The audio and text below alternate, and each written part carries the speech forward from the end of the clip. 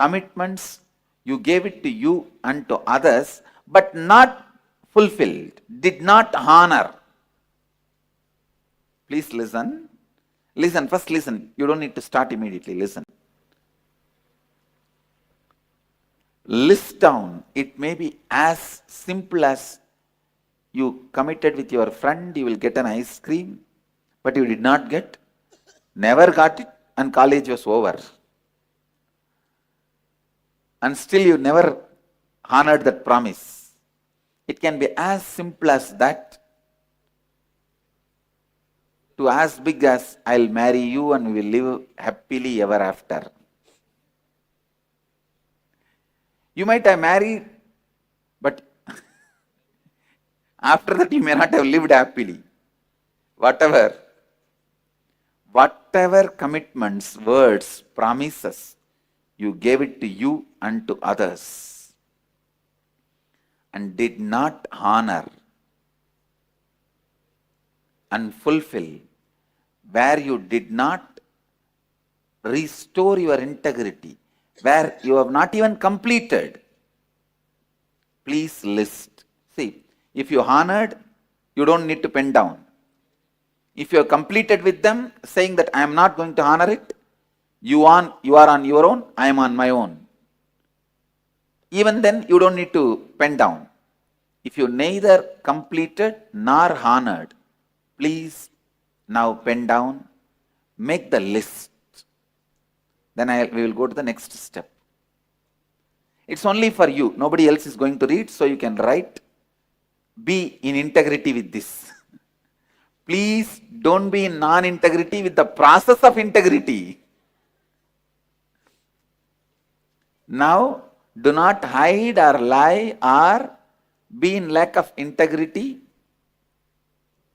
Write in the book named as workbook. Please understand, write in the book named workbook because it will be burnt later on. So, in the book named as my book, you can take all the notes, your insights. It is book of art. But the book named workbook, please pen down.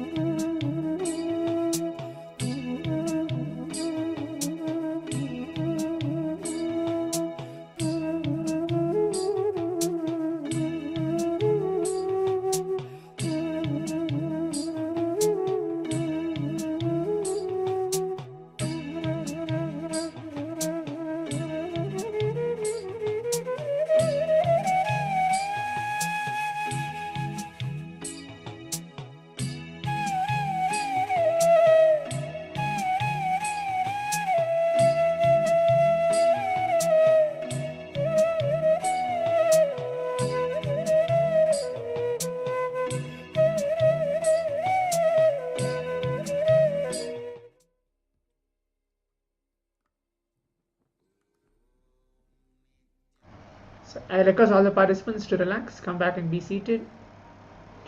We are going to be entering into the power manifestation right now.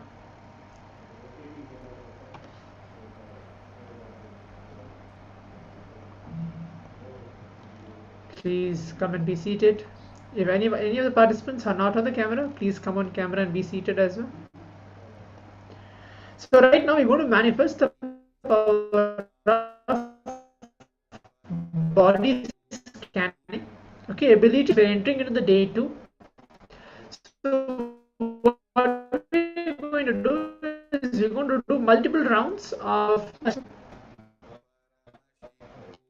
maybe headache or cold or cough, or you feel feverish, or you feel that you have back pain, or you're not able to walk, you feel numbness, or you feel you have a shoulder pain, whatever small pain you have, or even though you have, for example, diabetes, cancer, heart attack, even to that level, sit. You're going to scan your own body. What I mean by scanning is not just going to doctor and do X-ray scan. No, we're going to play the oneness capsule. You're going to see Swamiji. Reflect that very Swamiji in your very being. Okay, so see Swamiji, reflect that very Swamiji in your very being. Tell, now my body is representing Paramashiva. So let me scan and see what is really happening in my body. My body is in my control. This body is for me to prepare me to achieve the space of enlightenment. Have all these powerful cognitions inside you. Sit, chant the Mahavakya Om Nityananda Paramashivoham and give a healing to your body. If you have Atmalinga, you can bring that Atmalinga quickly and be seated. If you don't have one, you can if you have the energized beads, Rudraksha bead from Swamiji, Swamiji has blessed and given you can bring that, or energized deity as well, you can bring that and keep it in front of you and be seated. Best is Atmalinga. You can hold the Atmalinga, chant the Mahavakya and give a healing to your body. Let's begin now. You can chant the Mahavakya and wash the oneness capsule and scan your whole being and heal yourself.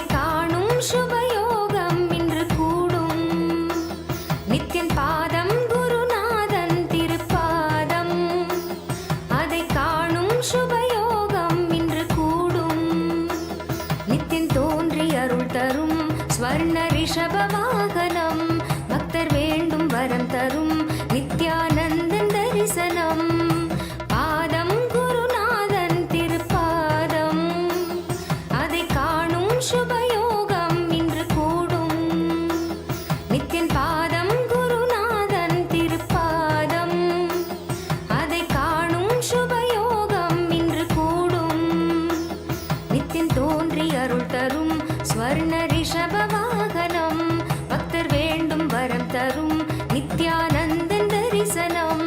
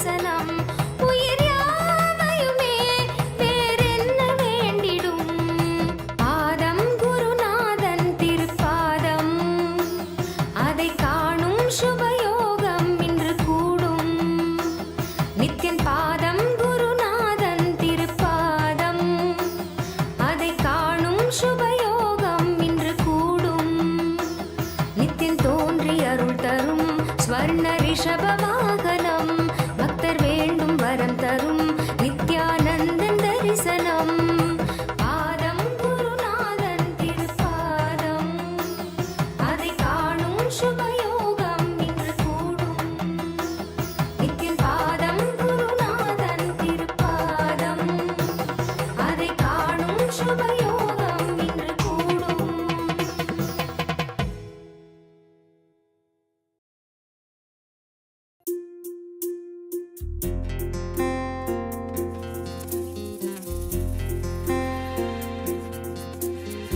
Adhisivan ஆதி அந்தமில்லாதொரு ஜோதி வடிவமாய் வந்து நின்றார். ஆதிசிவன் ஆதி அந்தமில்லாதொரு ஜோதி வடிவமாய் வந்து நின்றார். ஐந்தோழில் செய்தொழித்தான் அந்த வருத்தம் தீர்த்திட உலகம் வந்தார். ஆக்கைக்கு தீக்கைகள் அடித்திடும் போது சதாசிவன் என்னும் நினைவு கொண்டார். மாயை மக்களை மயக்கும் போது ஈசானத்தான் என்னும் நினைப்பும் கொண்டார். கண்கள் ககனம் காத்திடும் வேளையில் விட்டுருவாய் வந்து தானாய் நின்றான். ஆகாத மனிதரை அடித்திடும் வேளையில் ஆகி நின்றான் அவன் ருத்திரனான். ஆதிசிவன் ஆதி அந்தமில்லாதொரு ஜோதி வடிவமாய் வந்து நின்றான்.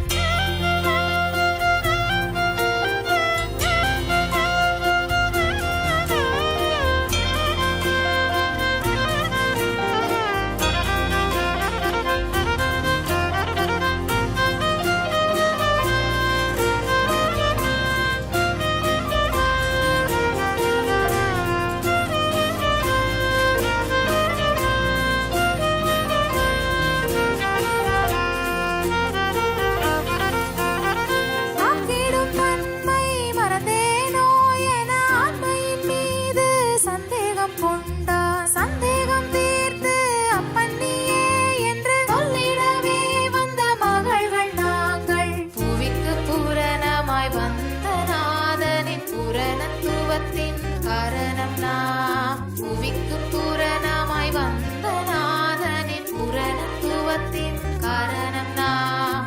நித்யானந்தர் மகள்கள் என்றால் இன்றே பார்க்கும் உலகம் இங்கு. நெஞ்சில் சுமந்தே பெற்றான் எங்களை நித்யானந்தமாய் வாழ்ந்திடவே. ஆதிசிவன் ஆதி அந்தமில்லாதொரு ஜோதி வடிவமாய் வந்து நின்றார்.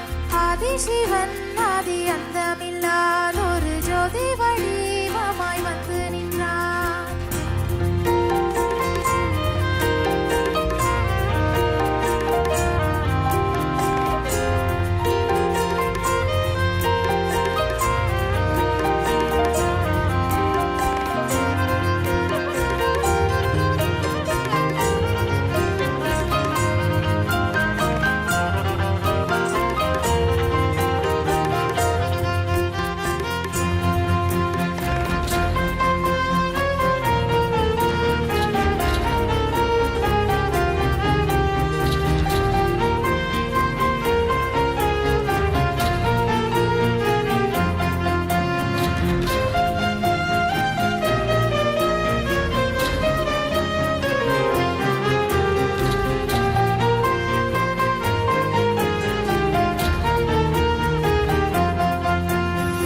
ஆதிசிவன் ஆதி அந்தமில்லாதொரு ஜோதி வடிவமாய் வந்து நின்றான்.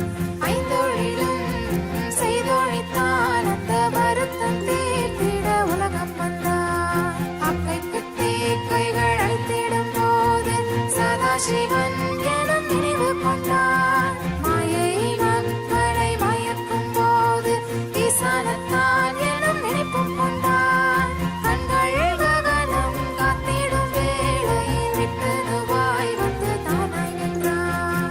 ஆகாத மனிதரை அழித்திடும் வேளையில் ஆகி நின்றான் அவன் ருத்திரனான்.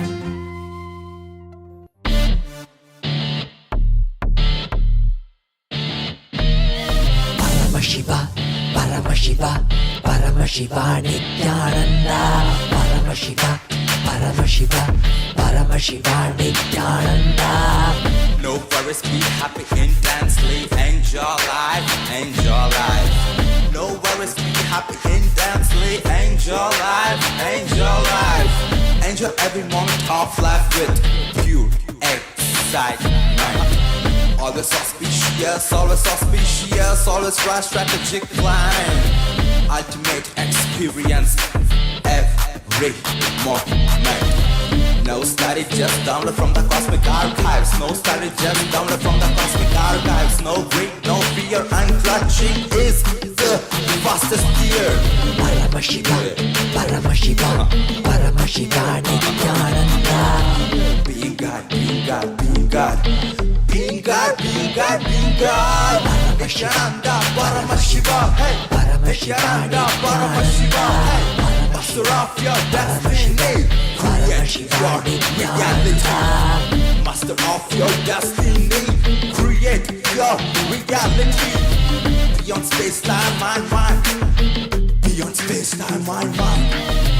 Enjoy being in the lap of eternal bliss, eternal bliss. Enjoying being in the lap of eternal bliss. Nityananda Paramashiva, you are eternal bliss. Nityananda Paramashiva, Paramashiva, Paramashiva, Paramashiva Nityananda. Paramashiva, Paramashiva, Paramashiva Nityananda. Paramashiva, Paramashiva, Paramashiva, Paramashiva,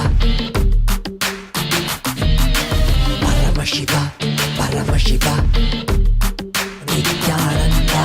Paramashiva, Paramashiva, Paramashiva Nityananda.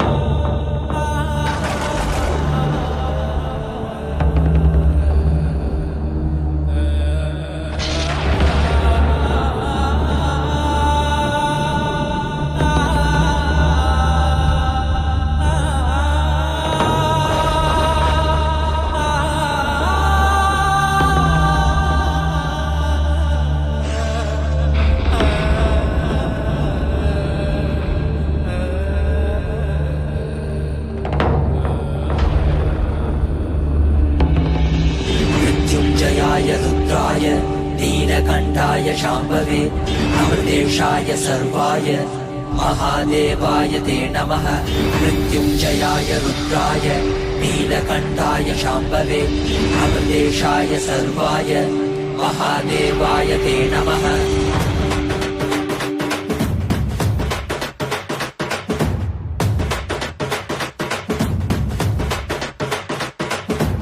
ఏమీ భాగ్యమురా మనకి ఎంతటి మోదమురా, ఏమీ సౌఖ్యమురా మనకి ఎంతటి మోక్షమురా, ఏమీ భాగ్యమురా మనకి ఎంతటి మోదమురా, ఏమీ సౌఖ్యమురా మనకి ఎంతటి మోక్షమురా।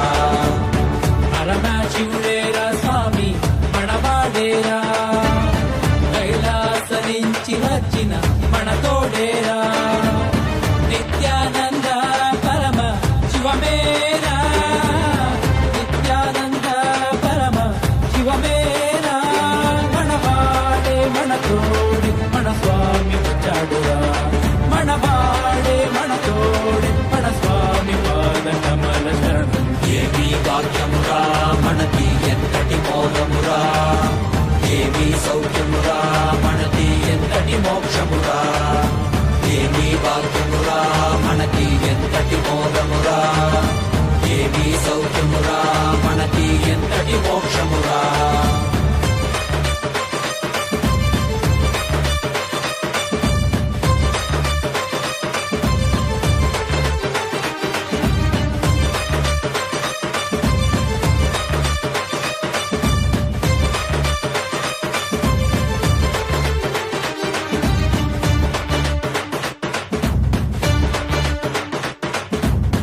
ఎంతటి కష్టమైనా మనకి కలవరా ఏమీ లేకున్న నీకు స్వామి ఉన్నాడురా ఎంతటి కష్టమైనా మనకి స్వామి నీ కలవరా ఏమీ లేకున్న నీకు స్వామి ఉన్నాడురా దర్శనమిచ్చాడురా స్వామి దివిలో నీకెళ్ళామురా దివ్య శరీర స్వామి మన భాగ్య విధాతరా దర్శనమిచ్చాడురా స్వామి దివిలో నీకెళ్ళామురా దివ్య శరీర స్వామి మన భాగ్య విధాతరా கலியுகத்தை காக்க வந்த நித்யானந்த சாமி அவரே அவதரிச்ச இந்த நாள உலகமெல்லாம் கூடி மேளதாளம் முழங்க கச்சேரி வச்சு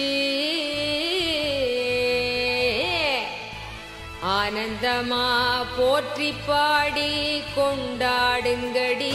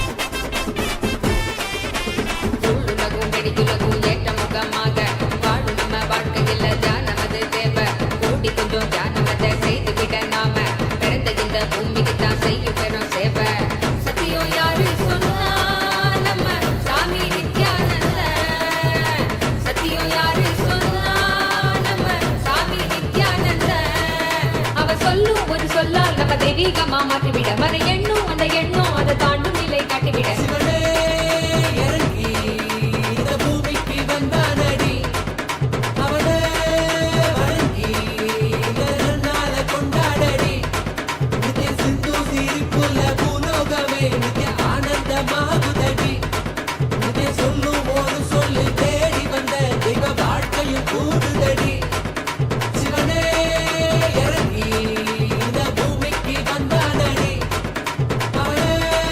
வணங்கி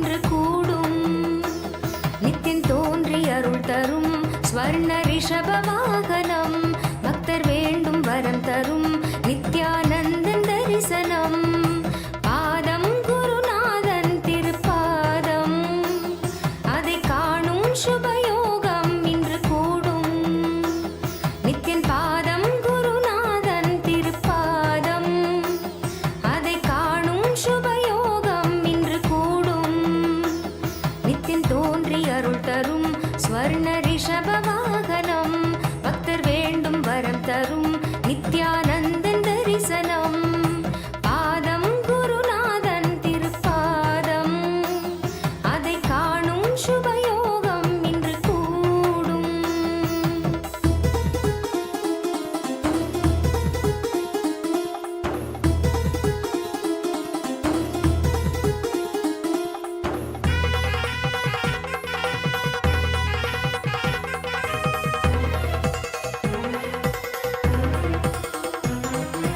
கருணை எனும் கோலால் மோகம் தன்னை வீழ்த்தும் உருக்கும் எண் பாசங்களை இல்லாமலே நீக்கும் நித்யானந்தன் அவன் ரூபம் அது காணும் உயர் தியானம் மெய்ஞானம் எனும் வாழ்வில் உன்னை தானாய் கொண்டு சேர்க்கும் குருவே சிவமாகும் நித்ய குருவே இறை ரூபம் குருவே சிவமாகும் குருவே இறை ரூபம் யுகம் யாவிலும் குருநாதன் என்றே தோன்றி கரை சேர்க்கும் பாதம் குருநாதன் திருப்பாதம் அதை காணும் சுபயோகம் இன்று கூடும் நித்தின் பாதம் குருநாதன் திருப்பாதம் அதை காணும் சுபயோகம் இன்று கூடும்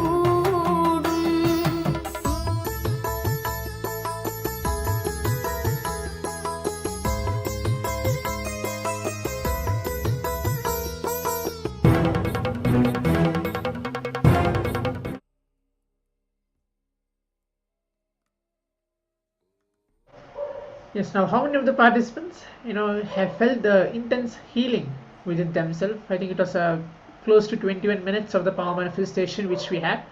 We were just watching the oneness capsule getting absorbed in that very darshan of Swamiji. All these oneness capsules are energized, blessed by Swamiji himself back. Previous years ago, Swamiji used to give all these darshans during the various different programs. So all these are energized oneness capsule for all of us to manifest powers. So before we move on to the next session, the second principle, which is authenticity. If any of the participants wants to share something, they are able to feel something, they are able to feel something different after the power manifestation, they can share that on the Zoom chat.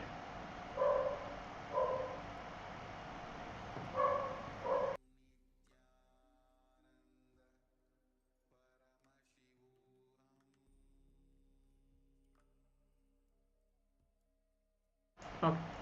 So now let's move on to the next session. We're going to learn on authenticity. In the first session, we learned on the integrity, how to honor our word to ourselves and to others. Everything was conducted by Swamiji in this very session, including the internalization exercise. Swamiji was guiding step by step for us to write down everything. What all, how to not to pollute our Vak Shakti, how to be integrated with our words, how to fulfill our words within ourselves and others, everything. Now we're going to move on to the next, which is learning on authenticity. So I've just given the gist definition in the first part of the session. We're going to listen directly from Swamiji. It's going to be a very short session and we'll quickly enter into the internalization exercise now.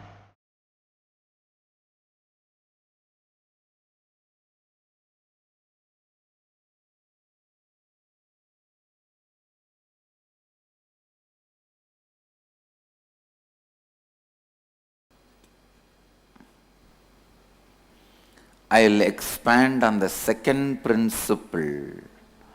How second principle, authenticity, transforms the reality of your life.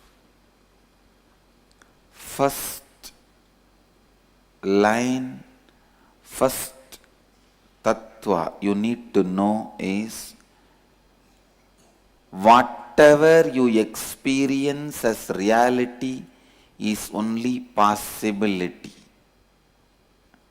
Please listen. If you are experiencing your reality as rich, everything good, that is also only a possibility for great which is supposed to come. if you are experiencing your reality as bad, poor, suffering, suffocation, that is also is a possibility for the worst which is going to come. Listen. Whatever you experience as reality is only possibility. If you are experiencing as good, the great possibility for better. If you are experiencing as bad, the possibility for worst. But do not ever think the reality you are experiencing is reality. No. It is just possibility. If you are experiencing fear, be very clear. It is only a possibility for the greater fear which is going to come. If you are experiencing courage, be very clear. It is only the possibility for the greater courage which is going to come. Everything you experience as reality is just possibility. Let me expand on authenticity.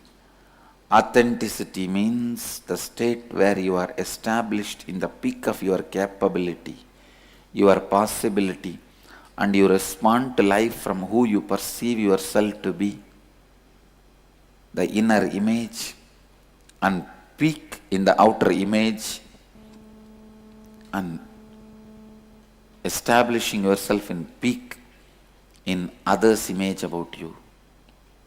Whatever you perceive about you is only a possibility. If you think you are a Swami, good person, nice person, even that is only a possibility for the greater saint to happen. If you think you are filled with jealousy, dirt, junk, and whatnot, disease, depression, that is also not reality. It is a possibility for greater disease, greater depression, greater disorders to happen. Now, almost all of us experience ourselves as a mixture of both. How many of you cognize what I am saying? You experience yourself as a mixture of both. Little health and little disease, little goodness, little badness, little joy and little depression, little reconciliation and little fight, and little wealth and little poverty. So you are a possibility for any extreme. In a way, you are a possibility for any possibility. When you are in a state of possibility for any possibility, you are called seeker. Bring authenticity continuously. Expand how you feel about you, how you project to others, and how others experience you. Go on expanding. Go on expanding. Authenticity is the possibility of life in you. Drop this too. Bring authenticity in whatever you are. How you feel you, how you project yourself to others, and how others want you for them. In all these three, bring yourself to your peak.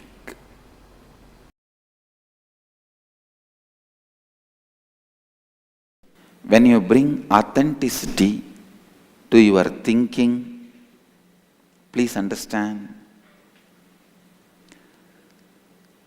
bringing authenticity into your thinking and your action not just brings the result how much you expand. It's like there is a water canal.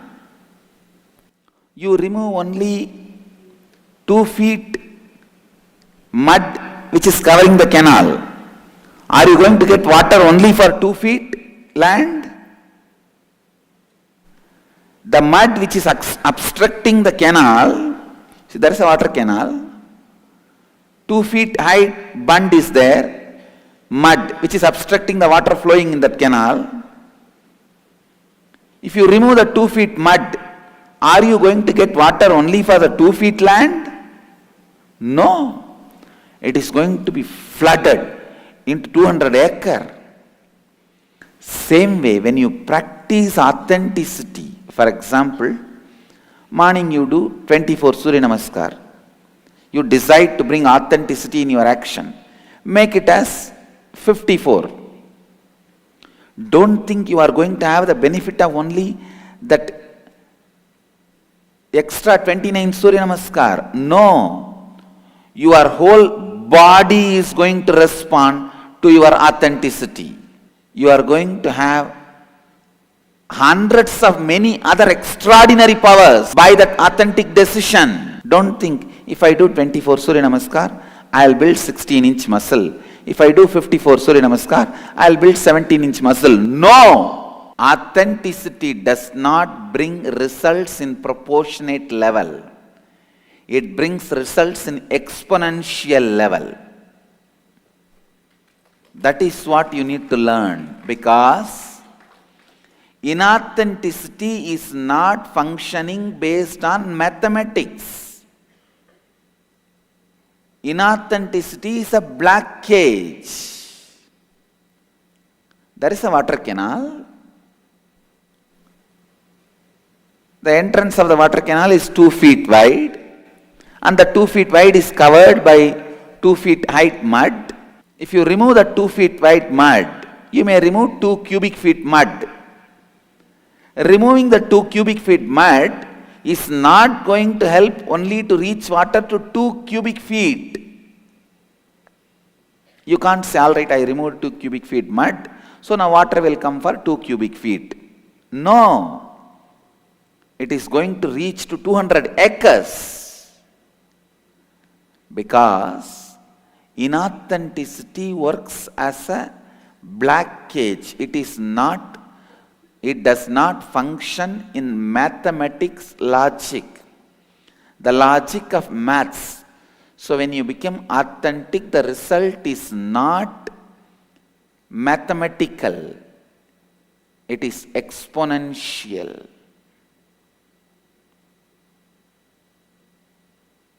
It is not proportionate. It is exponential. All your inauthenticity is a small blockage.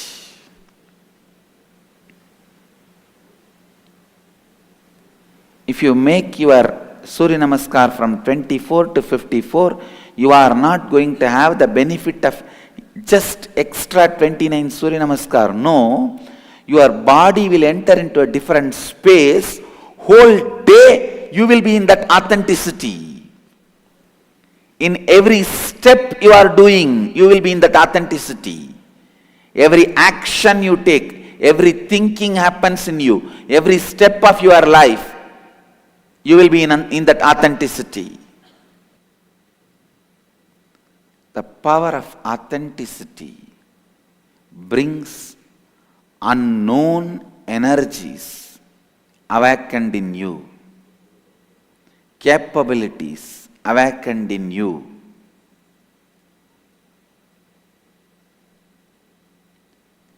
Authenticity straight away brings strength in your presence. Nobody will even plan for cheating you.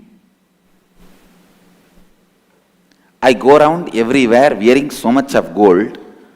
Not a single thief thinks of stealing from me.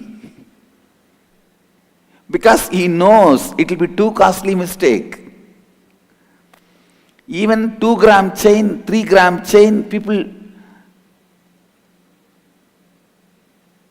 snatch. And it's not that I don't walk alone. Many times I walk alone. In the streets, even if you walk as 10 people, few gram chains, people snatch. There are chain snatchers. Not a single thief even thinks. Because he knows it will be too costly mistake. Same way, your presence will be so heavy when you practice authenticity. No one will think of taking advantage of you. They know it is too costly mistake. It will be too costly mistake. Authenticity brings strength to your presence. Understand? Catch the truth. Authenticity brings strength to your presence. When you practice authenticity, just by your presence you will enrich people. Anything you say simply will become part of the people's space. Their inner space will not even have a guts to say no. They will simply forget no in your presence.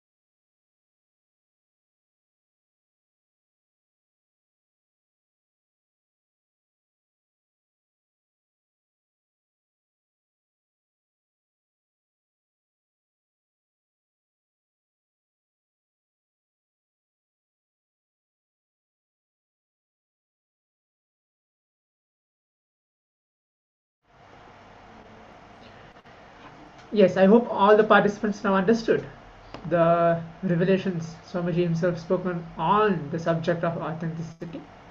Now let's move on to the internalization exercise. Please bring your book and pen and be seated.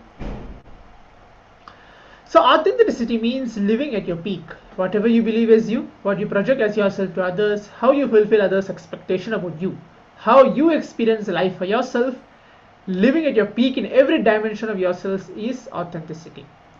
There is a difference between honesty and authenticity. Honesty is socially good quality. Authenticity is spiritual quality. Honesty is only first step, initial step. Authenticity means living the spiritual truths authentically. So what is exactly authenticity? Continuously expanding your outer image and inner image and fulfilling others' image is authenticity. Taking a responsibility even for what others believe you to be for them is authenticity. With the space of authenticity, because there is no more space for unconscious living, you will always be aware of the causes and effects that are playing in your life.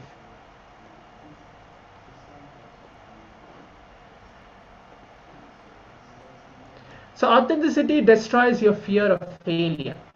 It is due to this fear of your possibility that you get into the space of impossible. So now let's enter into the internalization exercise. For the next 15 minutes, we're going to spend writing about all the moments where we displayed a lack of authenticity in the last 24 hours. After each situation, find a way to realign yourself back to authenticity. You start writing it down. With the space of authenticity, you will suddenly see new ideas, new solutions opening up for you. So let's begin now. Let's sit as we're going to begin the internalization exercise.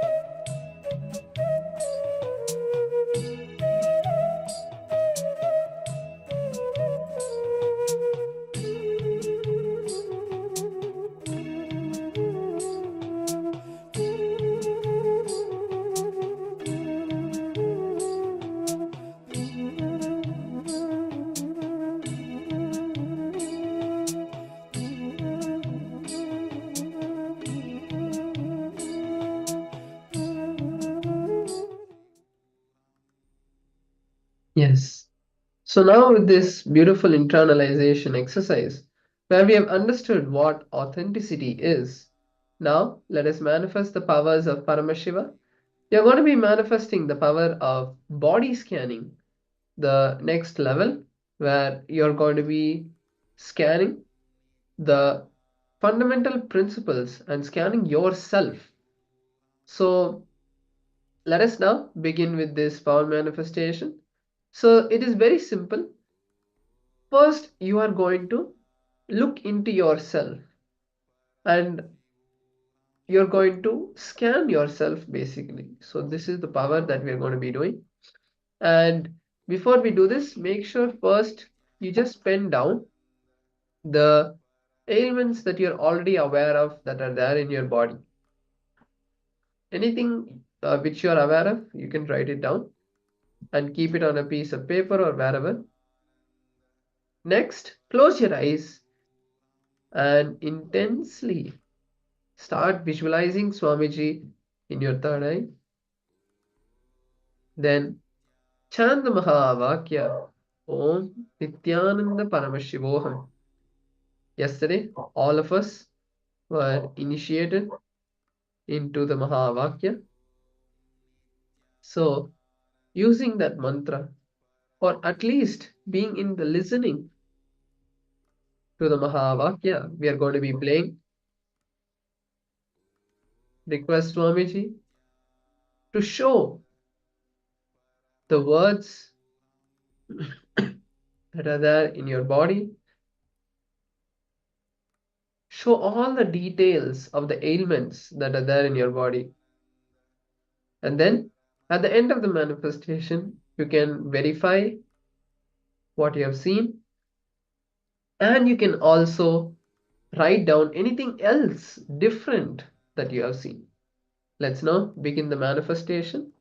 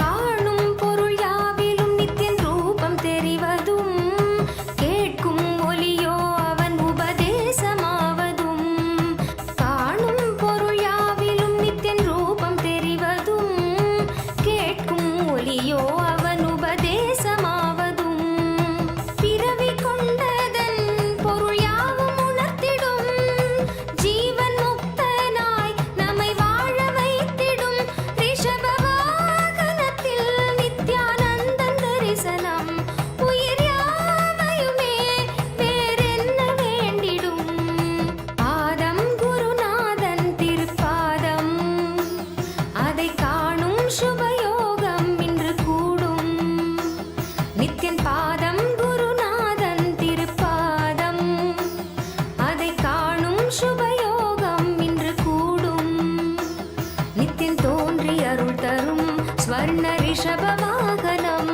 பக்தர் வேண்டும் வரம் தரும் நித்யானந்தன் தரிசனம் பாதம் குருநாதன் திருப்பாதம் அதை காணும் சுபயோகம் இன்று கூடும் நித்தியன் பாதம் குருநாதன் திருப்பாதம் அதை காணும் சுபயோகம் இன்று கூடும்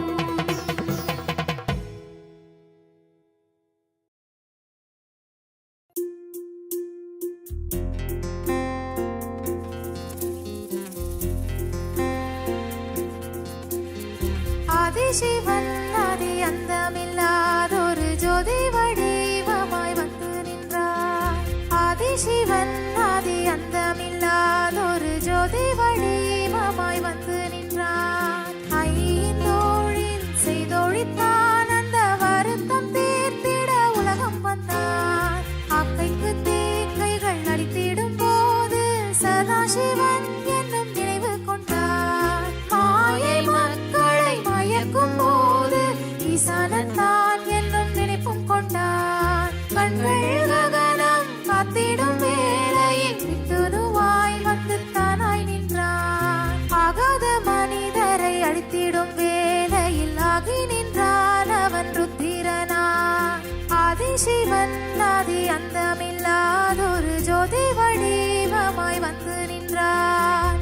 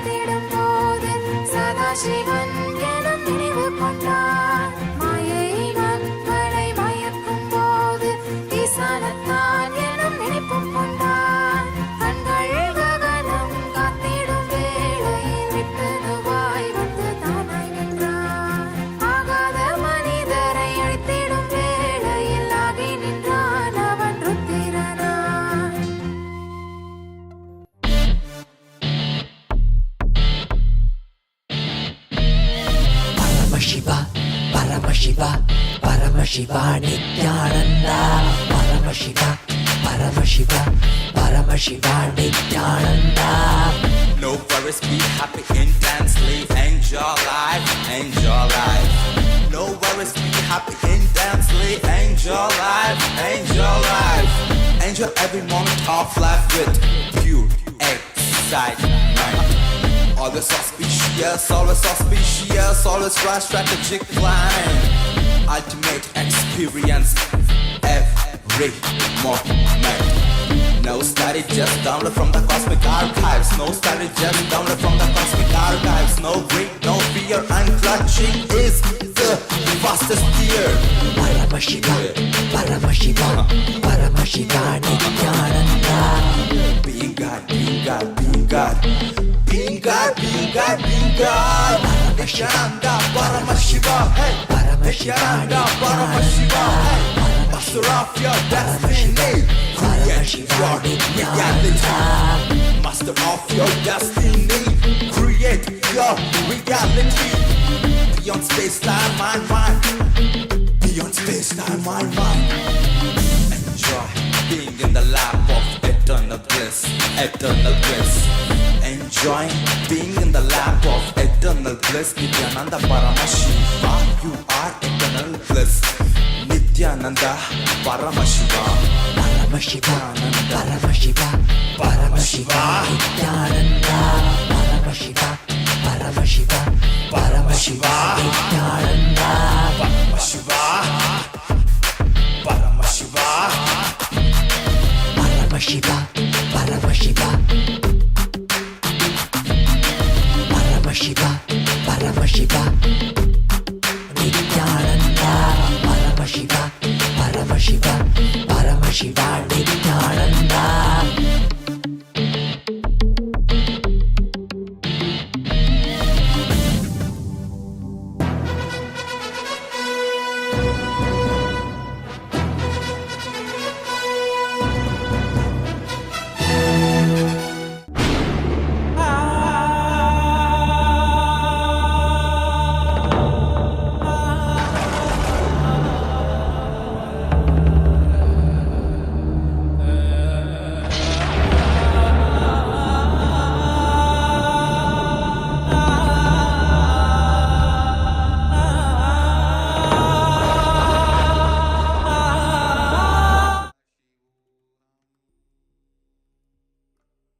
Yes. Now slowly, very slowly, please relax. Now you can all open your eyes and start writing down what was seen in your third eye. All the words, all the pictures of the body that you were able to see, your various body parts that were shown to you in your third eye. Take a few moments to now write down.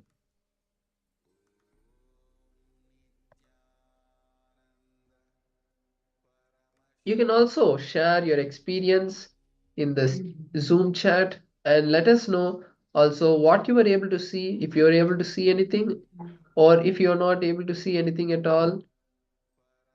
Take a few moments to write down. Yes. Now, once you have shared your manifestation,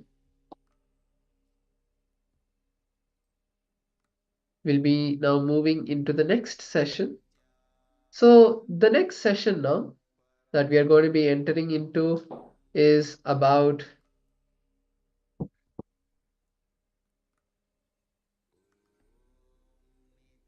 responsibility. So today we are learning about the four tattvas, and the third principle is responsibility. Responsibility is when you take that ownership for not just you, but you and the things that are happening around you. So now let us learn from Swamiji himself about what is responsibility and how to live that principle, not just follow it as a rule.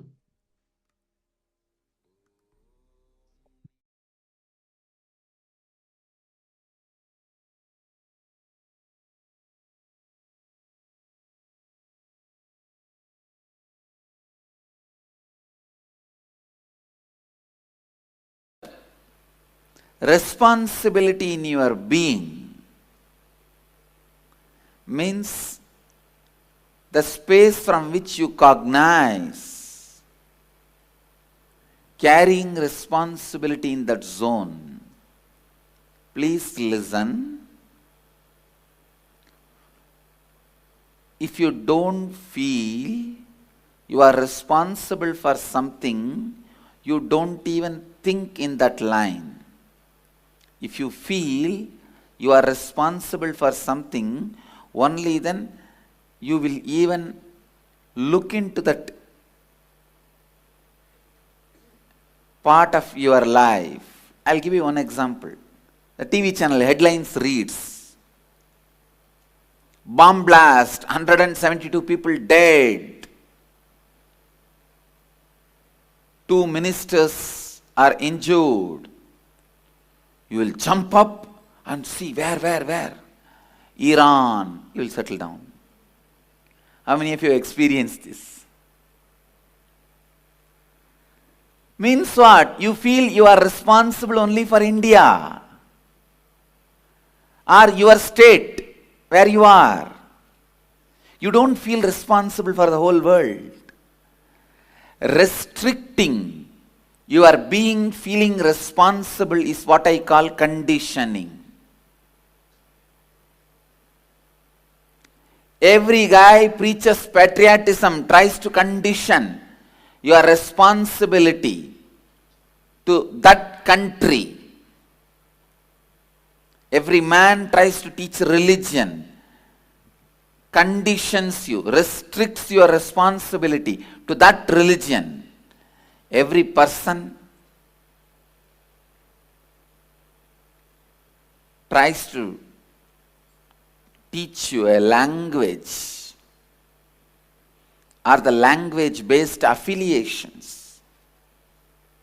Language or the language-based affiliation.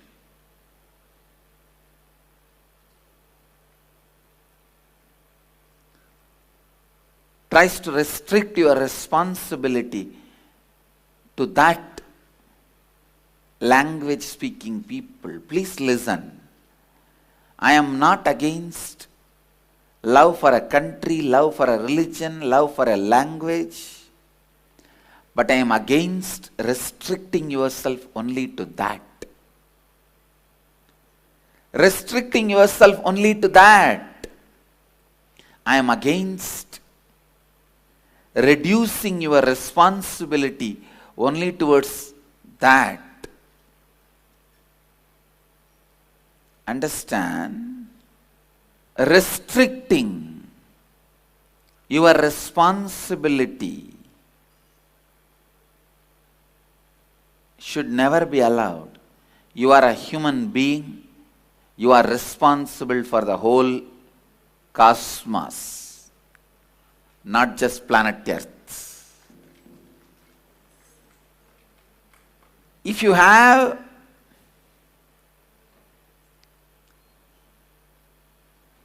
immediate action plans towards some responsibility, nothing wrong.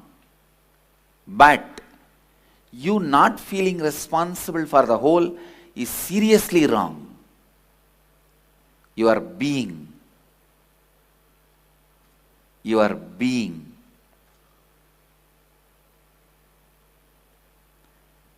should be completely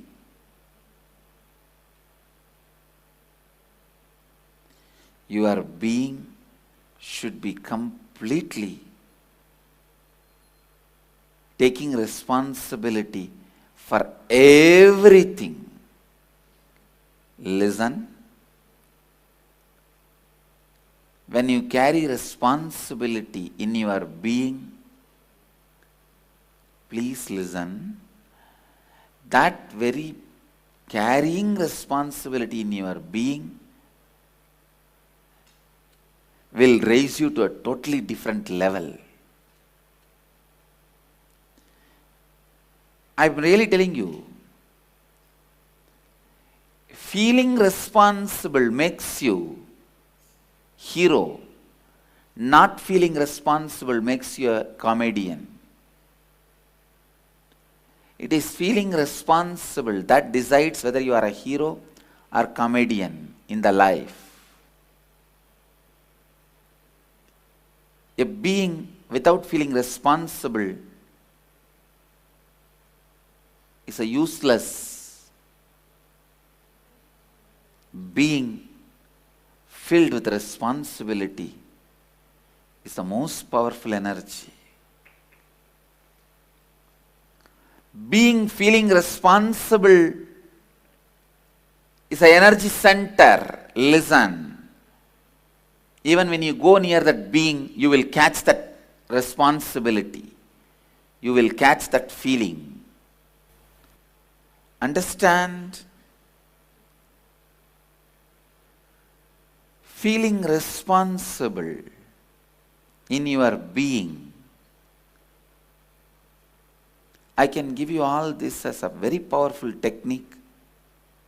You don't need to do any action. You don't need to do any thinking. Decide from your being, you will feel responsible for the whole world. Suddenly you will see all your actions will have authenticity, thinking will have integrity. A person who has 10,000 crore wealth will not lie for 10 rupee. No, a person who is having 10,000 crore wealth surely will not cheat out of integrity for 10 rupee.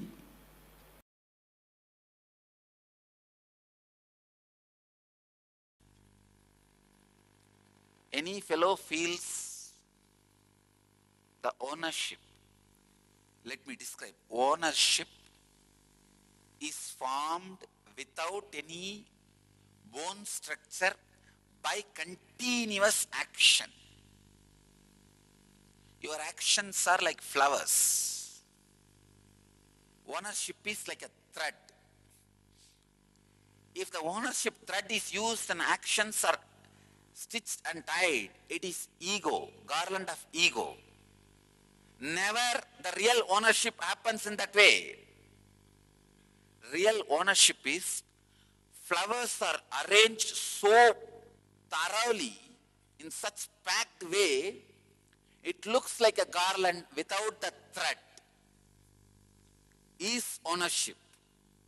The ownership I feel, there is no separate thread of ownership running.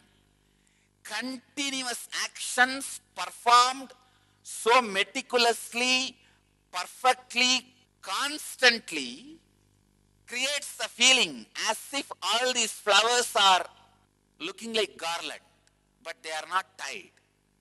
If there is a thread, it is false ego. In a normal man, he feels the ownership, I am doing, then does less action. That's why more thread is seen, less flowers are there. 25-meter thread, in the end and the beginning, one flower. That is the garland all you fellows are wearing. Because the whole energy is spent on ownership. Thread is the ownership.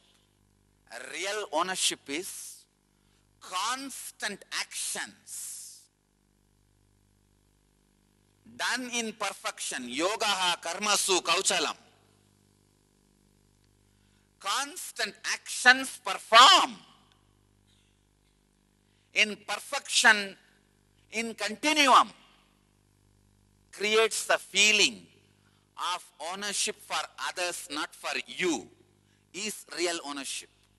But the ownership Arjuna is having is one flower in the beginning, one flower in the end, 25-meter thread. By the time you reach that, both flowers are withered away. Your ownership is flowerless garland. Drop that. Real ownership is felt by others by your continuous action. Perfection continuum. Before even taking cognizance of somebody's surrender, the first prima facie requirement is perfection. Before even taking somebody's surrender into cognizance, The prima facie requirement I look into is perfection, feeling of ownership, which Arjuna is carrying, not only useless, dangerous. In feeling of ownership, actions are never tied properly. Please understand, 2-inch thick thread rope cannot be used to make jasmine garland. The ego itself becomes so thick, jasmine cannot stay with it. And the ego cannot bend for action. Jasmine is too fragile. It's perfect, but too fragile. Your ego will hurt the action. Your feeling of ownership abuses the very fundamental of the action. Real feeling of ownership is felt by others by the perfection of your action, but never felt by you. Bhagavan gives the next command, having given up your affliction. Give up. A personality like Bhagavan, when he says Nirashir Nirmamo Bhutva, Arjuna, still sitting with his long face and continue to let Bhagavan talk. Bhagavan is using his whole energy, finally giving a last word. Nirmamo Bhutva means without having fear about your higher identity, higher self, disrespecting your lower self. Unless you disrespect your lower identity, you will not catch your higher existence. If a child or a pet urinates on you, that you want to just get rid of it, clean yourself. Exactly. If you have the same mood towards your lower self, and non-fear, not having fear about the higher self, happen to your higher self. Understand? You happening to your higher self, you making yourself available to your higher self, is the essence. Be unavailable, lower self, available to your higher self, enter into the battle. Yudhyasva Vigatachwaraha. Understand, your everyday life is a battle. Take this as a direct initiation from Bhagavan. Lay down all the effect, side effect, after effect of actions. Don't carry the perverted, indirect, false, long hope. Relax from the iron chain feeling of ownership. Give up your affliction. Don't be afraid of the higher self. Disrespect the lower self. Enter into the life. Enter into the battle.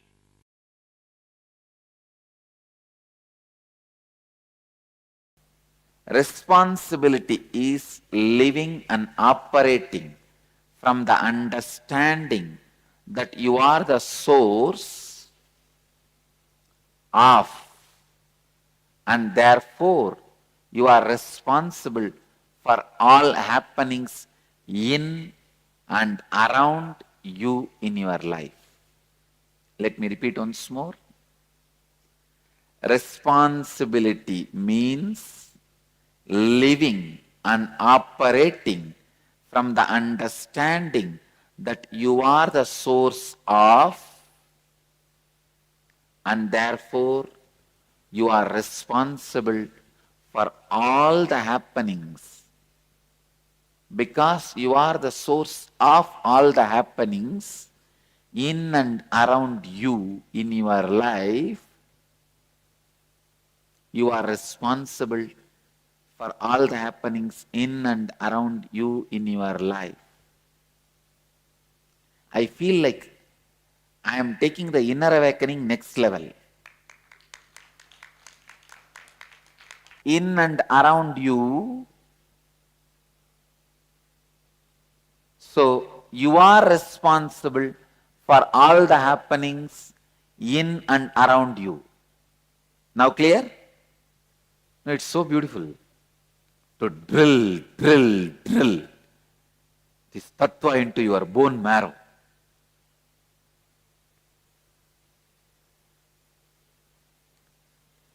When you take the responsibility not just for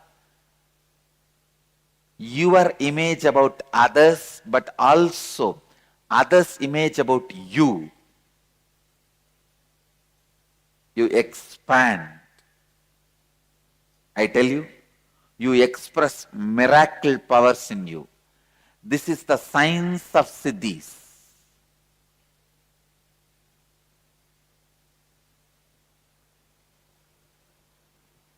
I'll give you one example.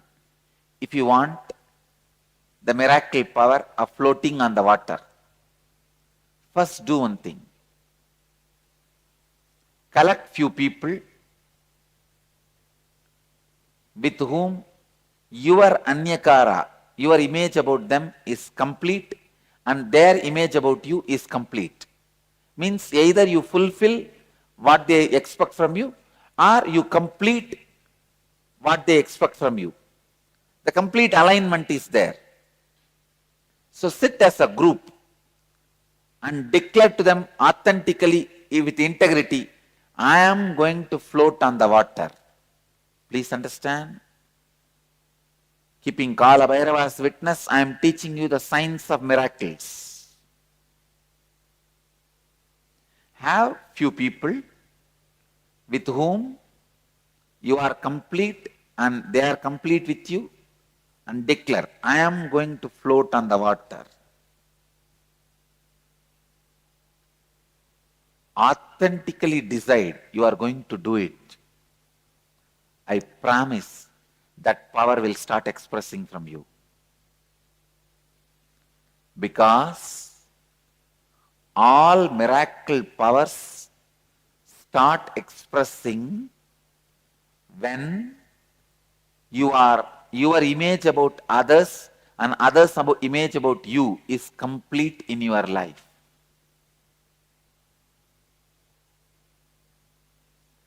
Don't imagine immediately, oh, these are all remote things, not for me. No. I am talking about possibility. Straight possibility, not impossibility. There is nothing impossible. When I am possible, there is no impossible.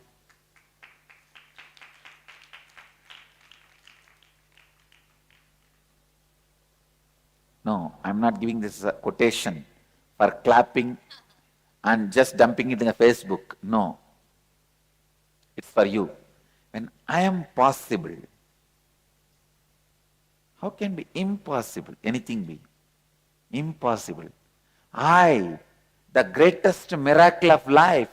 That is why I love me so much. I don't want to lose me. That's the biggest thing I have in my life. This is the biggest thing. All of you know, you are the biggest thing for you. You don't want to lose that. When that biggest thing has happened, when I am possible, how can anything be impossible? For example, if I say, I'll give you the power of floating in the water, will you give up on you? Will you give your life? Will you die? You will say naturally, no. It means what? Then you are the bigger possibility than floating on the water. Am I right? When you have that itself, how can the floating on the water be impossible? Tell me. See, I tell you, all right, I'll give you the power to float on the water. Please die, commit suicide. Will you do? You won't. Because you know that me, I am the biggest possibility. I am the biggest happening.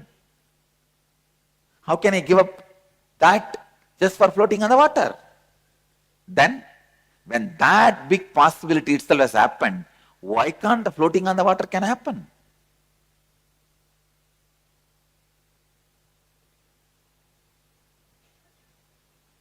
There's a science of miracles, understand. When I have, please understand, whenever I have the disciples who are complete with me and I am complete with them, anything I declare immediately becomes reality. Why sometime after Kalabhairava declares it takes few days for it to become reality? Because the receiver may not be complete. So little completion is required. But Kalabhairava takes the responsibility even for his incompletion and gives that as a boon. At least after the boon is delivered, he should make himself complete. Understand? If Kalabhairava says, it will happen when it happens, then he may do 10 miracles out of 100 reading. But if he declares date, time and everything, he will do 80 miracles out of 100 readings. But the 20 failure is the biggest, the largest way he can stretch his hand is stretched. And they missed. Clear? He can be integrated, but he will not be authentic.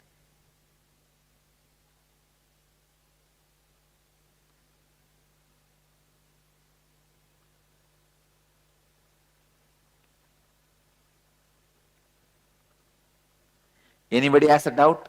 Sometime Kalabhairava blessed, and that day exactly it has not happened. It's still getting delayed. Understand, this is the tattva, truth.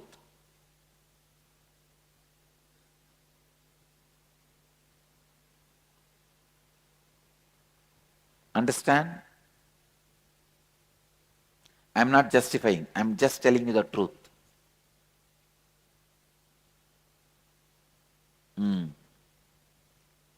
I am not justifying, I am just justing.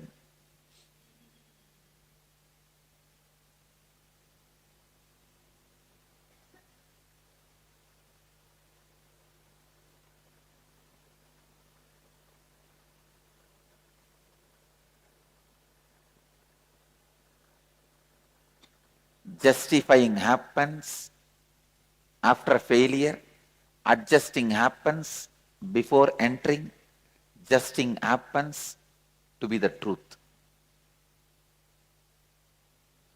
Adjusting, justifying, justing.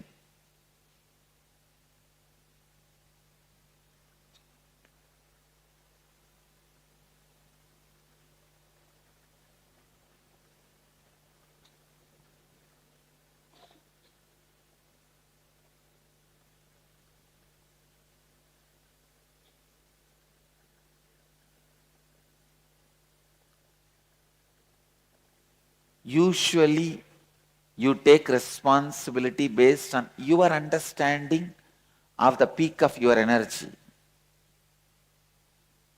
I wanted to make you very clear. I wanted to declare it and make you understand. When I started this Sangha, even though I declared it will become an international organization, that was not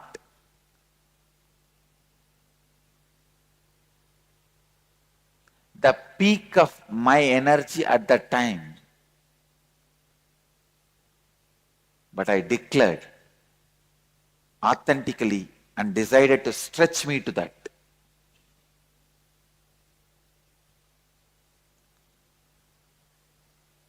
Usually we take responsibility based on our understanding of peak of energy. It is actually other way around. When you take responsibility with integrity and authenticity, the peak of your energy just expands and fulfill the responsibility you have taken up. Psychoanalysis is a solution given to the levels of the problems of the beings by the philosophers. But the solution If you are bored, totally, if you are tired of going to the same psychoanalysis, if you yourself decide that I have become alright, then you are alright, that's all. There is no other way of solving it. Enlightenment is the solution for the being level problems by the mystics. Philosophers give the solution of psychoanalysis. Mystics give the solution of enlightenment. Enlightenment means not analyzing, just throwing away. Analyzing your dustbin, is it going to help you? Analyzing your dustbin, is it going to clear you? Analyzing your dustbin is not going to make. To solve the issues, if you want to clean your house, if you put everything from the dustbin, start analyzing it. Is it going to clear your house? Is your house is going to become clean? No. Only by throwing the things totally away, merging into the ananda, ecstasy, the problems are going to be solved. The three things. For a physical problem, they make the energy to come from inside. For mental problem, they teach you how to switch it off. For the being level problem, they put you in the ecstasy or the bliss. The solution from the mystics is total. Solutions from philosophers is intellectual. But for the logical mind, if you look superficially, the healing system born out of logical things feels like good. The education system born out of logical mind feels like good. The solution for the being level problems, psychoanalysis, feels very good because they are the established systems. Mediocre things always flourish because mass is always mediocre. The mystical things are never for mass, it is only for very few intelligent people. For mystical things, you need to have little patience. You need to go through it. You need to allow the process to happen. You cannot just jump. But mind is monkey. Mind is totally restless. It wants instant. A small story. 3 monkeys. They got 1 mango. All the 3 wants to share the mango. How can 1 mango be shared by 3 monkeys? They went to a master for solution. Master said, all right, all the 3 of you, plant this mango. Once the mango tree comes, you will have a lot of mangoes. You can satisfy your whole life by eating the mangoes. These 3 monkeys thought, all right. They planted. 1 monkey took the responsibility of pouring water. The other monkey putting the manure. 3rd monkey, security. 6 months, they did their job religiously. But unfortunately, the seed has never sprouted. The tree has never happened. They went to the master to complain. What did you teach? What has happened? We have lost even that 1 mango. Why did he give such an idea for us? The master called all the 3 of them, started inquiry. What has happened? First monkey said, every day religiously I poured water morning 6 o'clock. I stopped even going for a morning walk, but I poured water religiously. Second monkey, every day evening 4 o'clock I put the manure. I stopped even going to the gym. Doing this religiously I did. I do not know what has happened. Third monkey. 24 hours I was standing there as a security. I never even went for my dating. I was there as a security. Not only I was standing there as a security, every day at least once I digged out and saw whether it is sprouted or not. You need to give little space for a mango to sprout. Not only water or the mango, a little bit of space for the mango to sprout. Your very urgency, your very restlessness, you need to give little bit of space, little bit of time to let the meditation work in you, to let their presence work in you. If you want the plastic rose, it will be available ready-made. But if you want the original rose, you need to wait for a few days so that it can flower. If you get from the market cut rose, don't think it's original rose. When I say original rose, I say the rose with the plant. You need to wait for a few days. So you need to wait. But mind is such, we are not ready to wait. The restlessness, that is why we take the solutions given by philosophers. We take the solutions given by logic mind. When you take the solutions of the logic mind, the philosophy, you solve it only superficially. When you take the solutions given by the mystics, not only you solve it, you dissolve it. Your very personality transforms. Your very being undergoes a new alchemy. Man becomes divine. Man just reaches the ultimate flowering. Just you become enlightened. Your consciousness takes a new dimension. You reach a different space. With philosophy, you will be solving your problems every day. With mysticism, you will be dissolving your problems once for all. So, it is up to us to decide philosophy or mysticism. Let you understand this. Let this understanding lead you to be in, become one with the eternal bliss. Let your being be in, one with the eternal bliss. Nityananda. Thank you.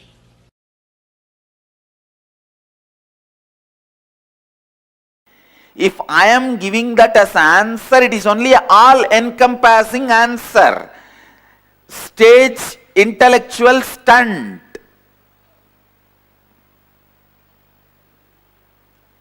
This 4-word, integrity, authenticity, responsibility and enriching, if you do not meditate on it, if you do not think,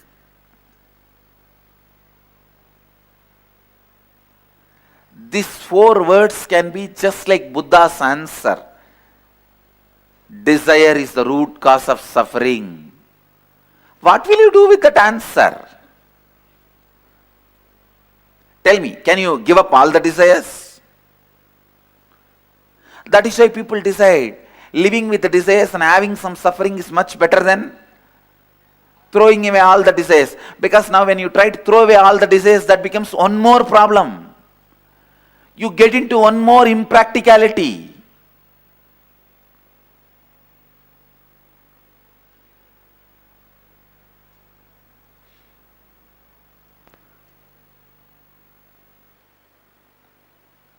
The desire is the root cause of all sufferings. Maybe an all-encompassing answer but not a solution. Same way. Please listen, ध्यान से सुनिए. If you take this integrity, authenticity, responsibility and enriching as an answer uttered from the stage. This also works just like Buddha's answer. Only when you start internalizing through the inner awakening, it becomes precise, experiential solution for you. Please understand, this is the answer for the question people ask me, why should I come to inner awakening if I am attending everyday satsang? In everyday satsang, when you listen about this integrity, authenticity, responsibility, enriching, completion, it is only like Buddha's answer, all encompassing, but not solution. Only when you attend the inner awakening and internalize it, it will become solution for you. Understand?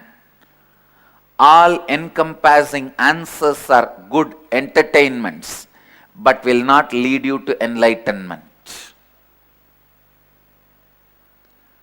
There are some solutions which cannot be all encompassing, like tantric techniques, amazing solutions. Any problem you have, you can be liberated from it in 10 minutes, 7 minutes, 15 minutes, not more than that. No tantric technique needs more than 21 minutes, because if the technique needs 21 minutes, the technique is considered as dirt in tantric tradition. Amazing solutions.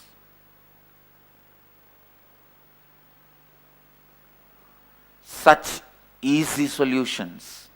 But the philosophy itself does not have all-encompassing answers. So it cannot be accepted by mass. It cannot be accepted by society. Society cannot live it. Society cannot have it. Society cannot understand it.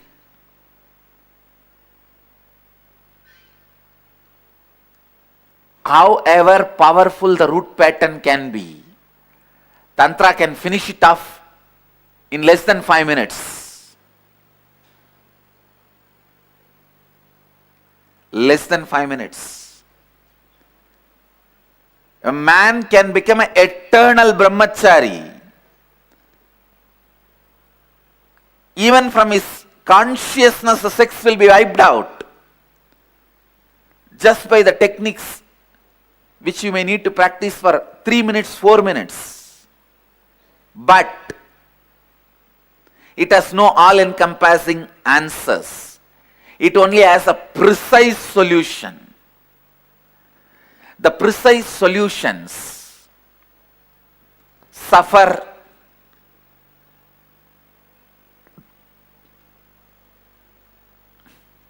without being recognized by the common mass, and the common mass is such bullying, foolish, stupid, third-rate animals. The middle class mass, the common mass, is so insecure. It will not allow anything it does not understand even to exist anywhere on the planet Earth. Why should we conquer the heights of Himalayas and depths of Pacific Ocean? Why can't we just keep quiet and live in our place? No. The mediocre middle class men, human beings, cannot rest in peace unless they conquer the heights of Everest and Nanda Devi and depths of Pacific Ocean. They can't rest in peace if something is left unexplored or unconquered, other than their own inner depths. These dogs will continue to remain poor and pauper in the inner space. but they cannot let anything unconquered which can be seen by their eyes, perceived by their senses. Om Nityananda Paramashivoham. Om Nityananda Paramashivoham. Om Nityananda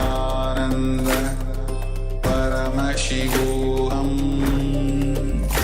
Om Nityananda Paramashivoham. Om Nityananda Paramashivoham. Om Nityananda Paramashivoham. Om Nityananda Paramashivoham. Om Nityananda Paramashivoham. Om Nityananda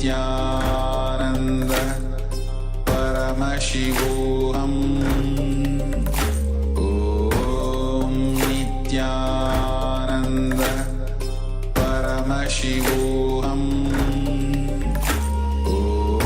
Om Nityananda Paramashivoham.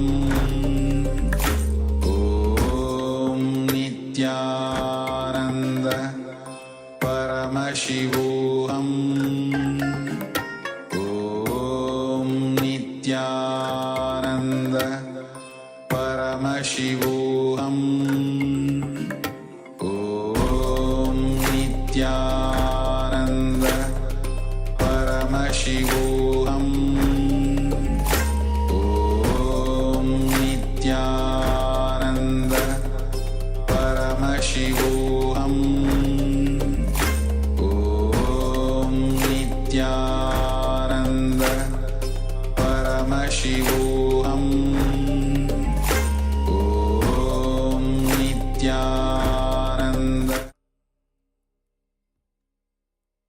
Yes, so what a beautiful video and revelation about the responsibility. So when you start, the responsibility is when you live and operate from the understanding that you are the source. Therefore, you are responsible for all the happenings in and around you in your life.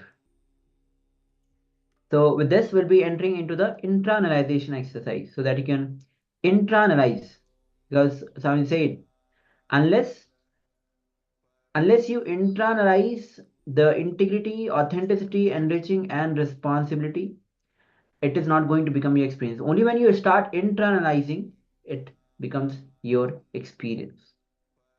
So let's begin. Yes.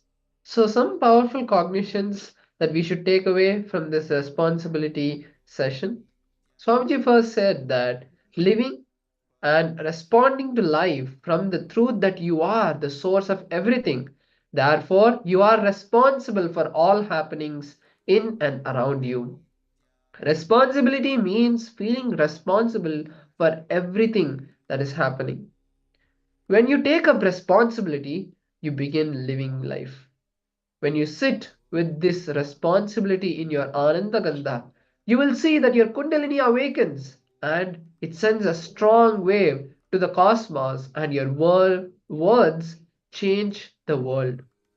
So now, let's enter into a short exercise.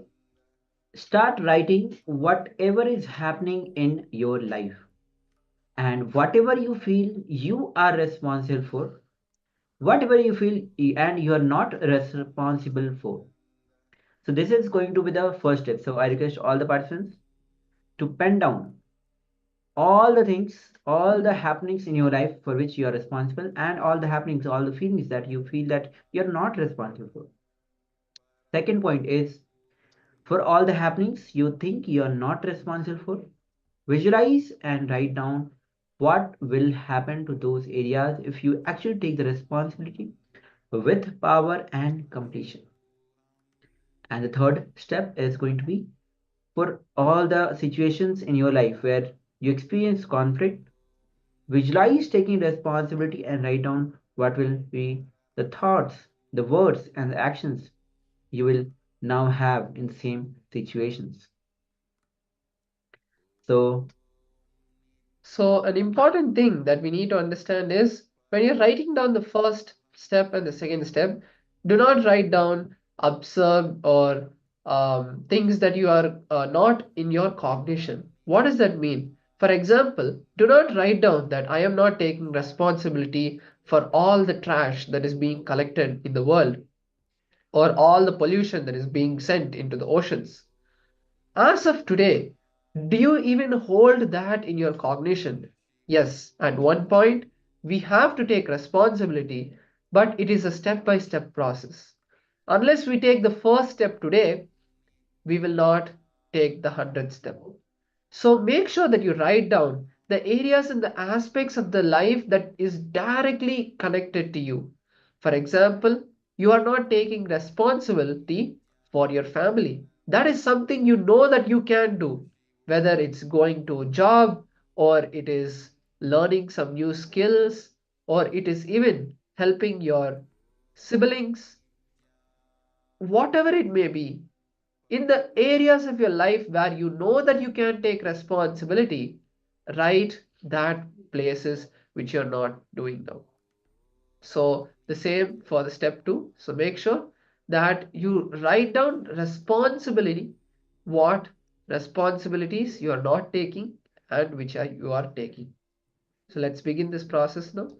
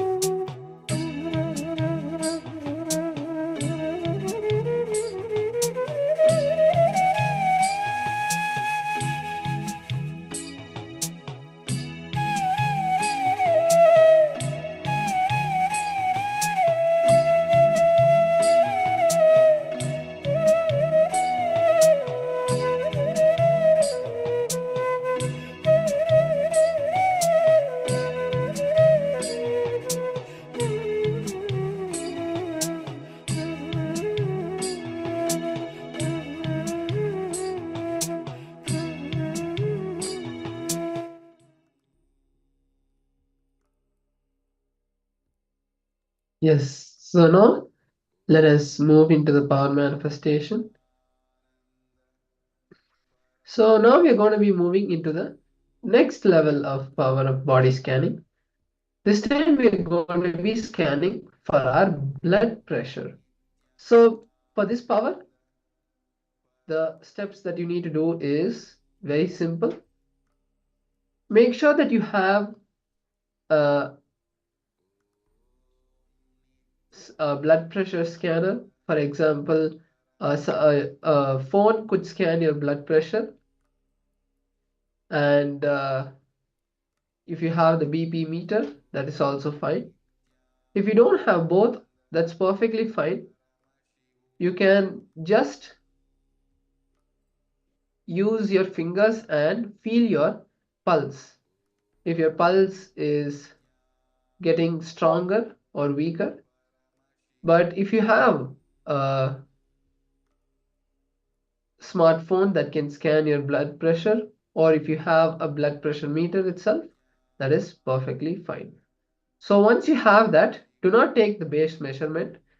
Now close your eyes and look at your blood pressure. Request Swamiji to reveal the blood pressure that your body is currently experiencing. After that, we will verify our manifestation at the end by checking the blood pressure. So now let's begin the manifestation. Now. Close your eyes, connect with Swamiji, intensely visualize that he is there in you, and request Swamiji to reveal the blood pressure of your body. Let's begin.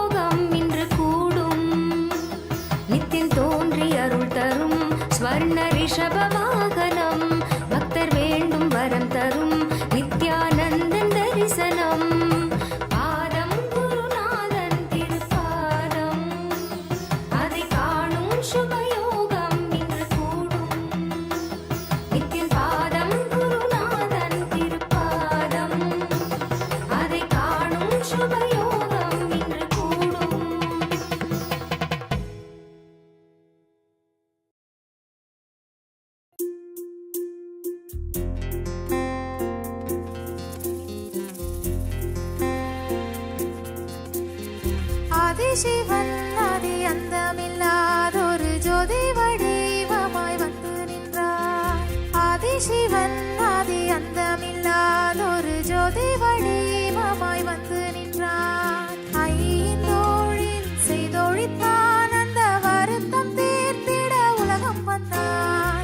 அக்கைக்கு தேக்கைகள் அடித்திடும் போது சதாசிவன் என்னும் நினைவு கொண்டார். மாயை மக்களை மயக்கும் போது ஈசானன் தான் என்னும் நினைப்பும் கொண்டார். கண்கள் ககனம் காத்திடும் வேளையில் விட்டுருவாய் வந்து தானாய் நின்றான். ஆகாத மனிதரை அழித்திடும் வேளையில் ஆகி நின்றான் அவன் ருத்திரனான். ஆதிசிவன் ஆதி அந்தமில்லாதொரு ஜோதி வடிவமாய் வந்து நின்றான்.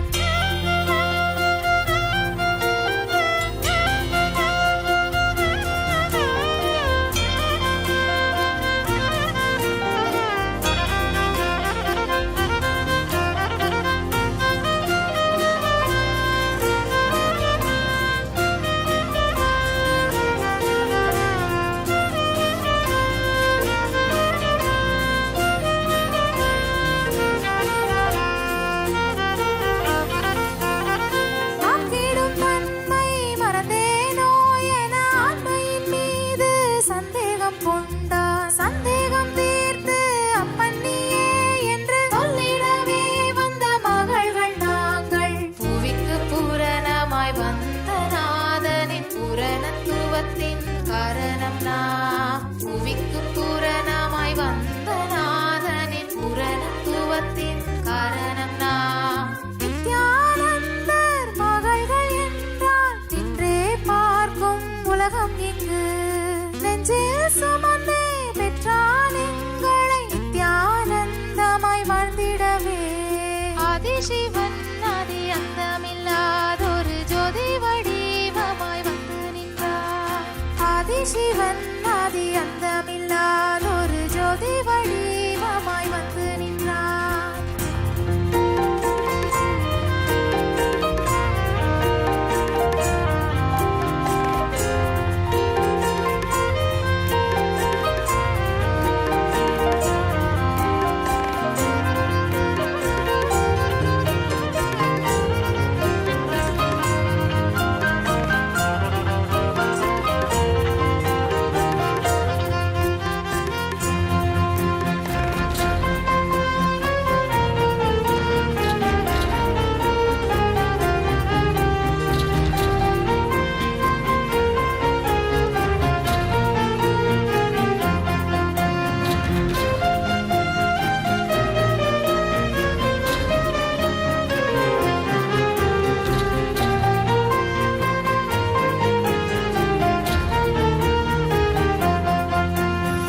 ஆதிசிவன் ஆதி அந்தமில்லாதொரு ஜோதி வடிவமாய் வந்து நின்றான்.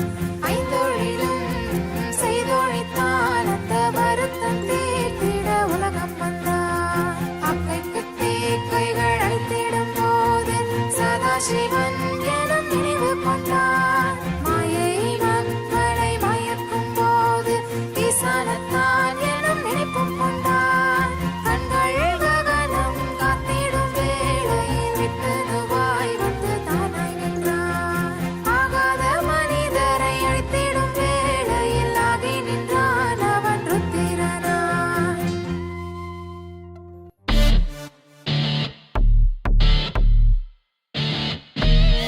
Paramashiva, Paramashiva, Paramashiva, Nityananda. Paramashiva, Paramashiva, Paramashiva, Nityananda. No worries, be happy intensely, enjoy life, enjoy life. No worries, be happy intensely, enjoy life, enjoy life. Enjoy every moment of life with pure excitement. Always auspicious, always auspicious, always right strategic planning. Ultimate experience every moment. No study, just download from the cosmic archives. No study, just download from the cosmic archives. No greed, no fear, and clutching is the fastest gear. Paramashiva, Paramashiva, Paramashiva. Paramashiva Nityananda. Being God, being God, being God. Being God, being God, being God. Nityananda, Paramashiva, hey. Nityananda, Paramashiva, hey. Master of your destiny. Create your reality. Master of your destiny. Create your reality. Beyond space, time, mind. Beyond space, time, mind. Enjoy being in the lap of eternal bliss, eternal bliss. Enjoy being in the lap of eternal bliss. Nityananda Paramashiva, you are eternal bliss. Nityananda Paramashiva, Paramashiva, Paramashiva, Paramashiva, Nityananda Paramashiva, Paramashiva, Paramashiva, Nityananda Paramashiva, Paramashiva, Paramashiva, Paramashiva, Paramashiva, Paramashiva, Nityananda Paramashiva, Paramashiva, Paramashiva, Nityananda.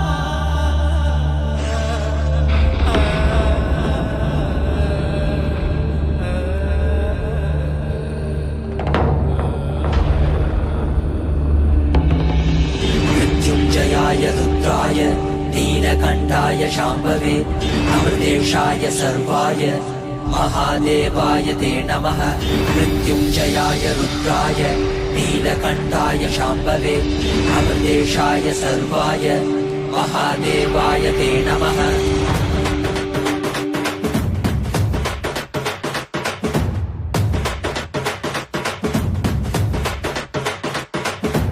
ఏమీ భాగ్యమురా మనకి ఎంతటి మోదమురా ఏమీ సౌఖ్యమురా మనకి ఎంతటి మోక్షమురా ఏమీ భాగ్యమురా మనకి ఎంతటి మోదమురా ఏమీ సౌఖ్యమురా మనకి ఎంతటి మోక్షమురా పరమశివుడేరా స్వామి మనవాడేరా కైలాస నుంచి వచ్చిన మన తోడేరా నిత్యానంద పరమ శివమేరా నిత్యానంద పరమ శివమేరా మనవాడే మన తోడే మన స్వామి వచ్చాడురా మనవాడే మన తోడే మన స్వామి పాద కమల శరణం ఏమీ భాగ్యమురా మనకి ఎంతటి మోదమురా ఏమీ సౌఖ్యమురా మనకి ఎంతటి మోక్షమురా ఏమీ భాగ్యమురా మనకి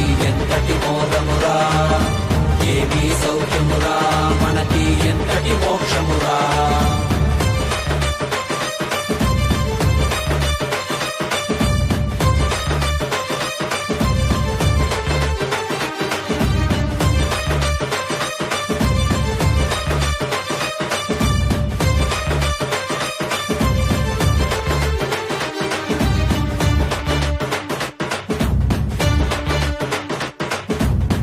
ఎంతటి కష్టమైనా మనకి స్వామి నీ తలవరా ఏమీ లేకుండా నీకు స్వామి ఉన్నాడురా ఎంతటి కష్టమైనా మనకి స్వామి నీ తలవరా ఏమీ లేకుండా నీకు స్వామి ఉన్నాడురా దర్శనమిచ్చాడురా స్వామి దివిలో నీకెళ్ళామురా దివ్య శరీర స్వామి మన భాగ్య విధాతరా దర్శనమిచ్చాడురా స్వామి దివిలో నీకెళ్ళామురా దివ్య శరీర స్వామి మన భాగ్య విధాతరా கலியுகத்த காக்க வந்த நித்யானந்த சாமி அவரு அவதரிச்ச இந்த நாள உலகமெல்லாம் கூடி மேளதாளம் முழங்க கச்சேரி வச்சு ஆனந்தமா போற்றி பாடி கொண்டாடுங்கடி.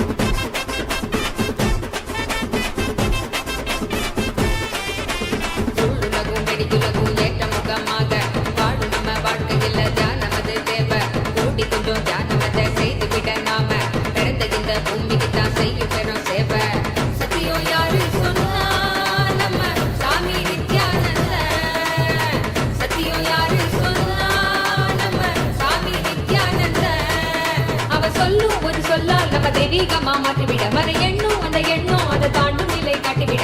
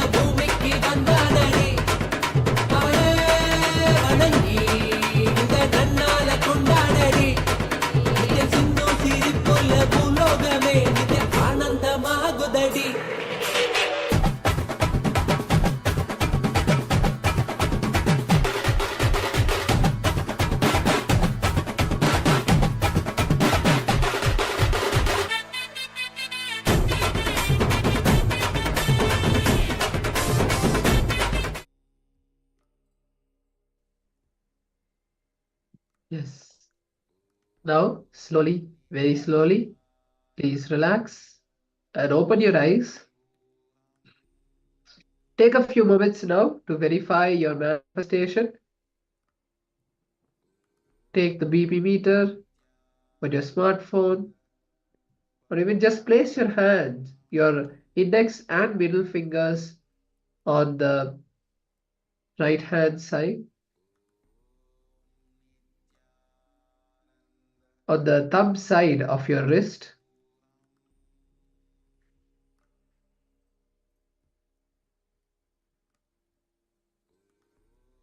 Take a moment to see if there is an increase in the blood pressure or decrease in the blood pressure. Both are perfectly fine and both will only align your body.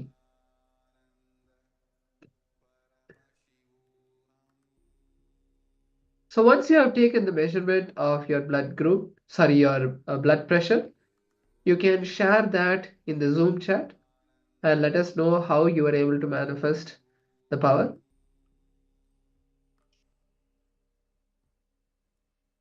Yes.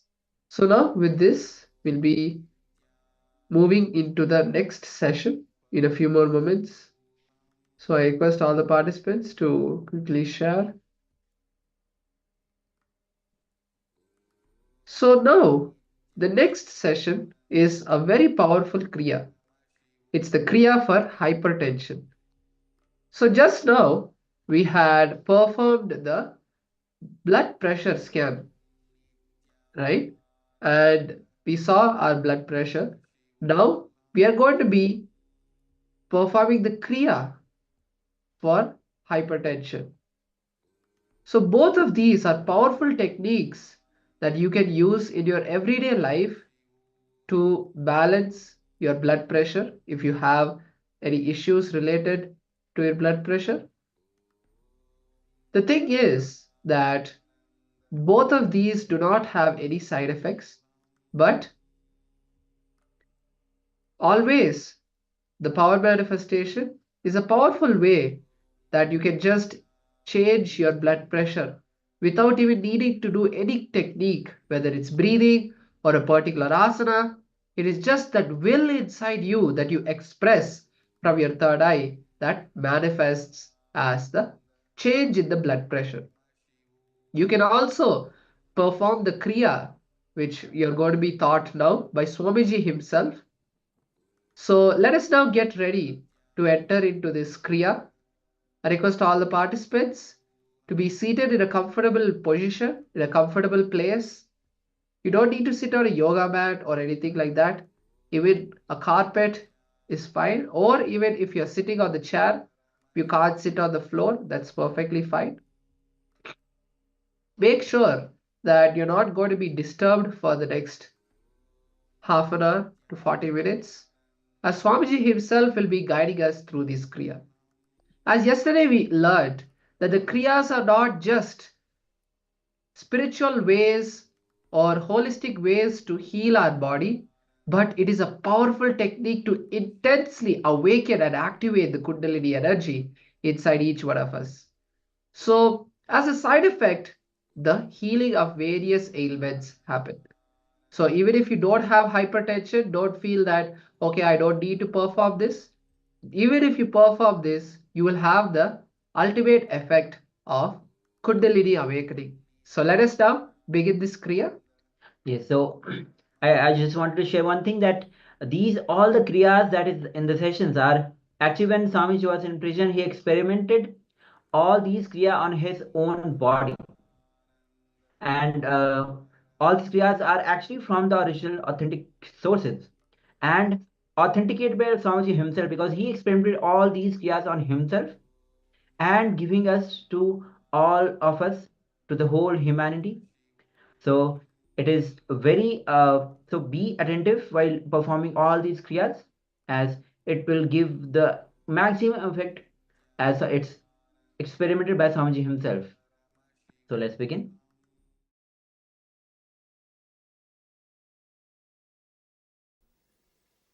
Very easy but powerful process.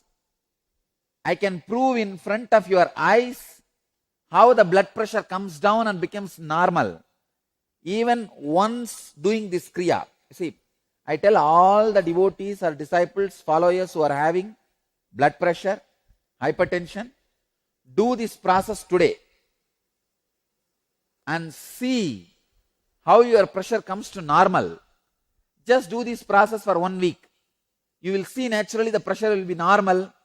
Talk to your doctors, you can stop medication.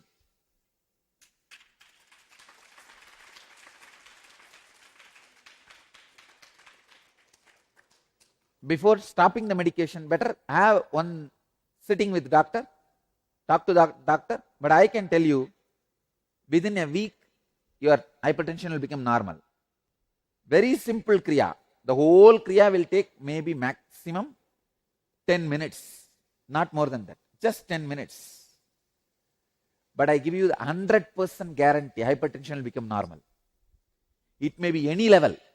Even if it is 150 by 100, it will become normal, because the setup, the process, the pattern through which I am making your hypertension normal is from the biomemory level, not from muscle memory. From biomemory, from the depth of your being. The first step, Mritasana in Chinmudra. Mritasana means corpse posture.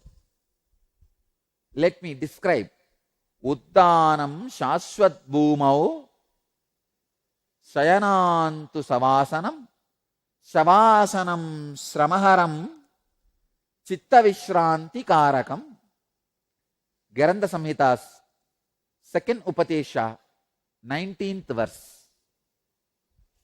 Lying flat on the ground like a corpse is called the Mritasana. This posture destroys fatigue and quiets the agitation of the mind. Please lie down. No pillow, nothing should be for the head. You can use mat. Mat or mattress is okay. Better use mat or mattress, because otherwise you will feel cold and you will not do the technique properly. You may not do the Cria properly. Please use mat or mattress.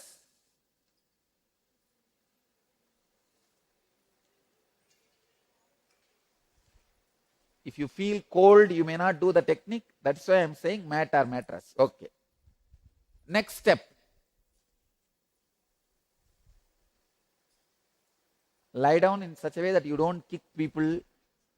You are not getting blessed by somebody else.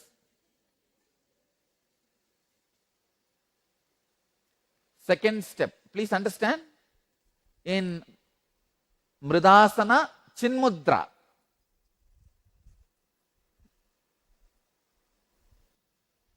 See, if it is some complicated posture, I can tell, no, I can understand, you can say that, oh, I can't do this, that. Mritasana and Chinmudra. Chinmudra is bring your index finger to your thumb. This is Chinmudra. Understand, next instruction. Uddiyana Bandha. All of you know Uddiyana Bandha. Contract the bowels equably above and below the navel towards the back, so that abdominal viscera may touch the back. Hold like that in Uddiyana Bandha as long as you can.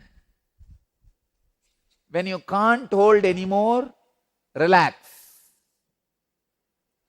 Do this Uddiyana Bandha lying down 21 times.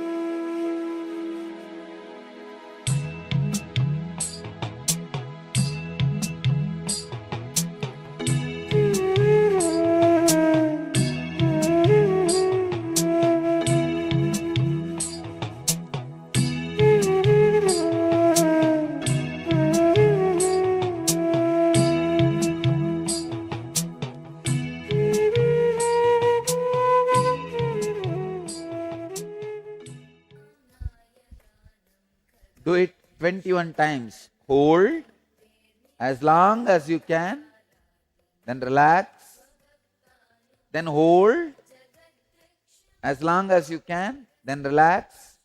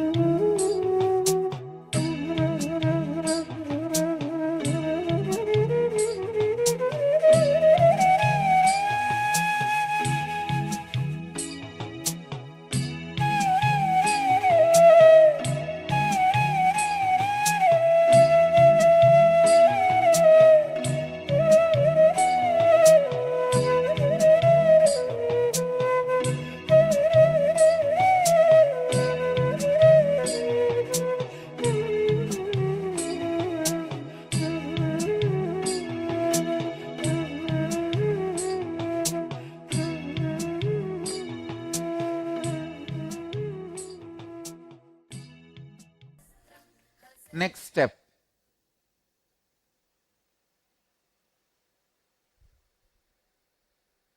Jalantara bandha. Listen. Contracting the throat, place the chin on the chest. Means lock the throat.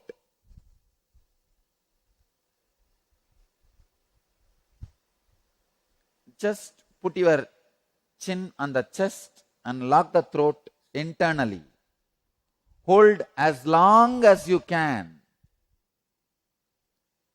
And exhale slowly when you feel you can't hold anymore.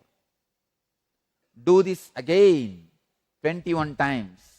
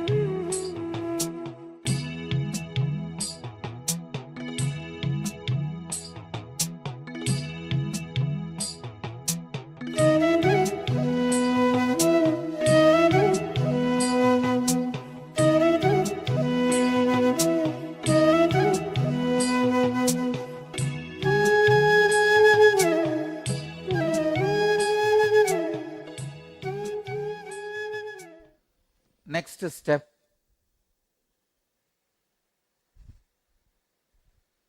Muktasana. Please sit in Muktasana. Place the heel at the root of the organ of generation and the right heel above that. This is the way. Please understand.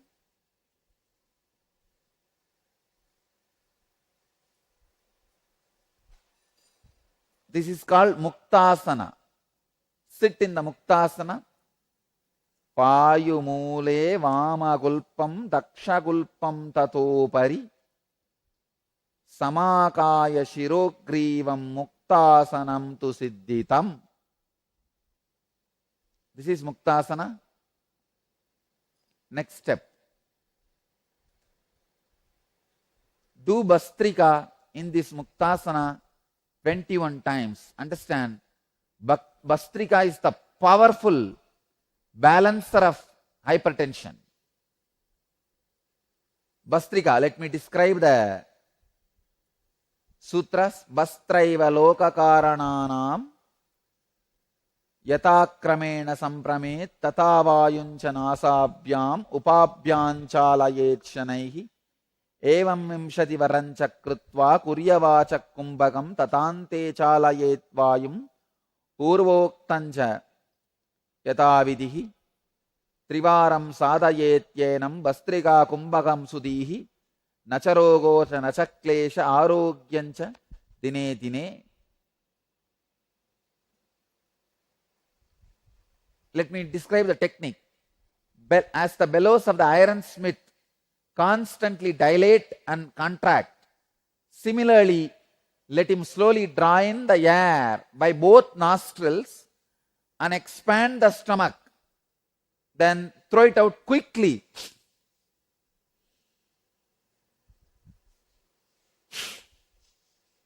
Inhaling should be very, very slow. Exhaling should be fast and quick. Do this 21 times.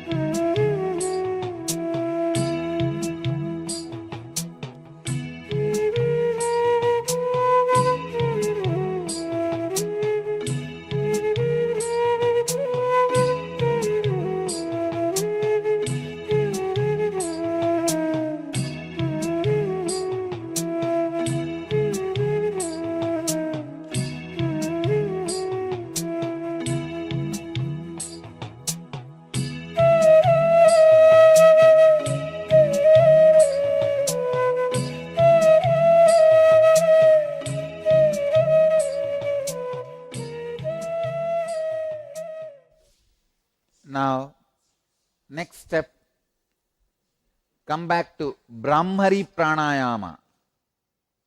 Ardharatre kate yogi jantunam shabdavarjida varjide karanao pitaya astabhyam guryat puraka kumbhakam shrunuyat dakshine kame nata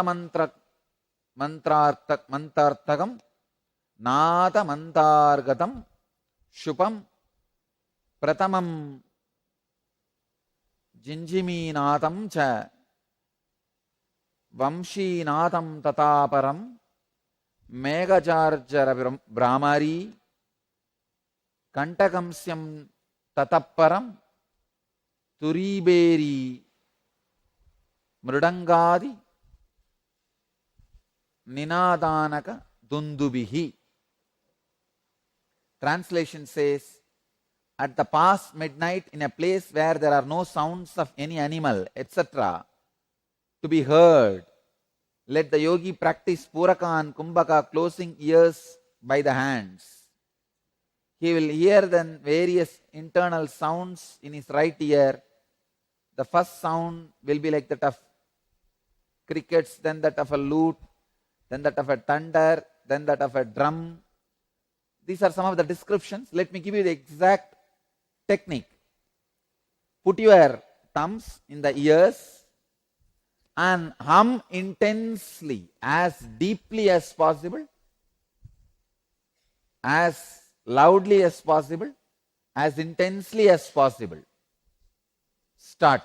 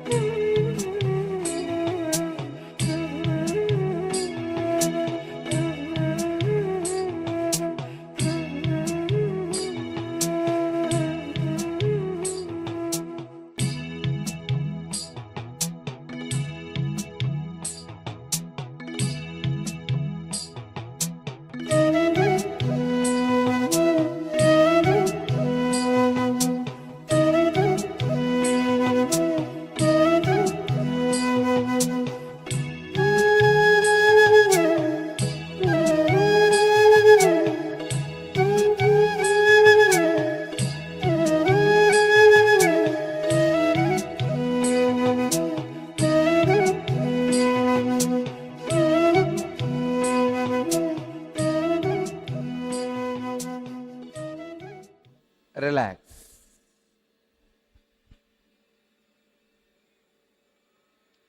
You can now relax. Stop.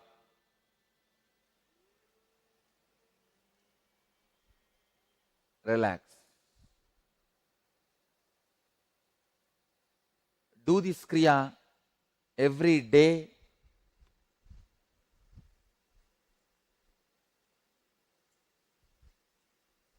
At least once. If your hypertension is the border level, do once for next 21 days. If it is in high end, higher side, like 150, 100, that side, do at least twice. It will completely heal your hypertension. Let you all achieve, experience, live, express, radiate, and share the eternal bliss. Nityananda. Thank you.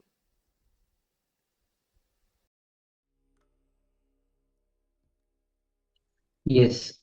So what a powerful Kriya that Swami himself has designed and showed all of us for the hypertension. And hypertension is one of the very common disease or the illness that people are suffering with. If you also are having this hypertension, do this Kriya. It's a very powerful Kriya which Swamiji himself had just told. So every day, if once or twice. So go ahead and practice these kriyas as Swamiji himself has experimented these techniques on himself. So now we'll be moving on to the next segment where Swamiji will be explaining how to be responsible, not just committed. If you are just committed, you miss so many things. But if you are responsible, when you are responsible, you feel you are the source of everything that is happening in and around you. Automatically, the power to take the responsibility gets awakened in you, and even others. You might not know that you are responsible, but others will know that you are responsible. So let's begin. Let's hear directly from Bhagwan himself.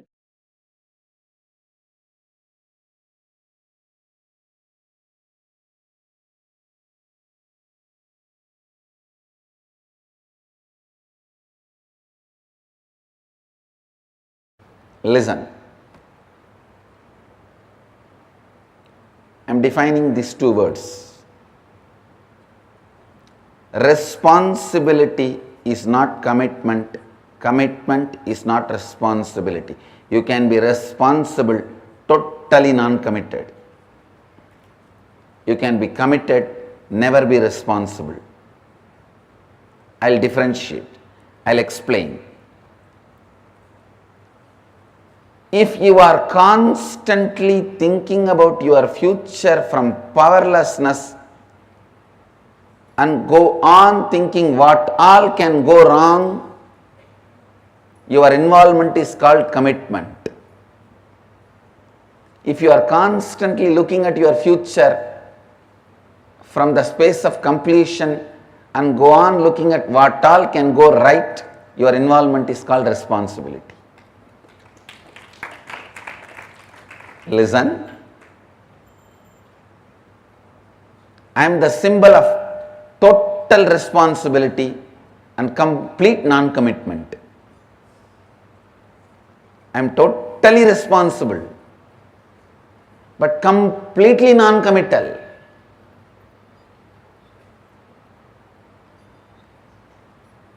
If just a devotee who has attended some free program sometime, if he is bitten by a snake or if he is caught into some accident or if he is in emergency,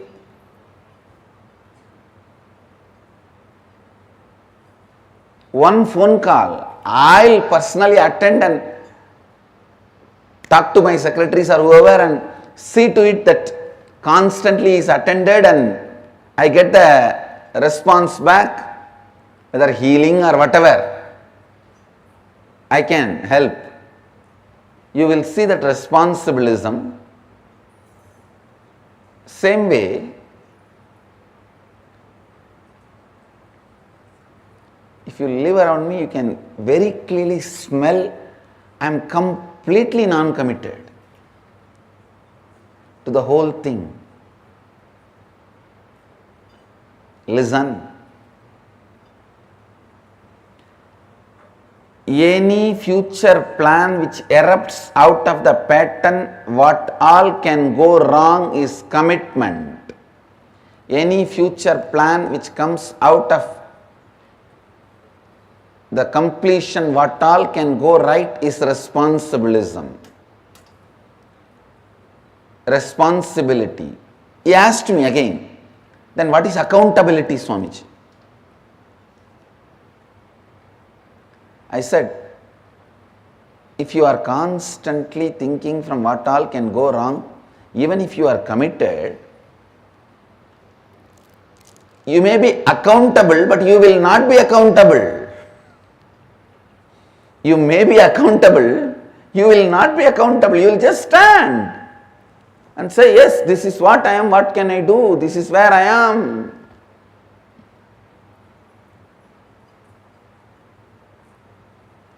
So understand, this subject is very, very, very confusing and people feel no. At least in responsibilism, I don't want this to be separated. Because in the name of responsibility, you get a little consolation to worry, space to worry. You are so addicted to worrying. I took away all your possibility for worry. If you are integrated, no worry. If you are authentic, no worry. But if you are responsible, you can continue to worry. In the name of responsibility. Now I am purifying the concept of responsibility. Listen.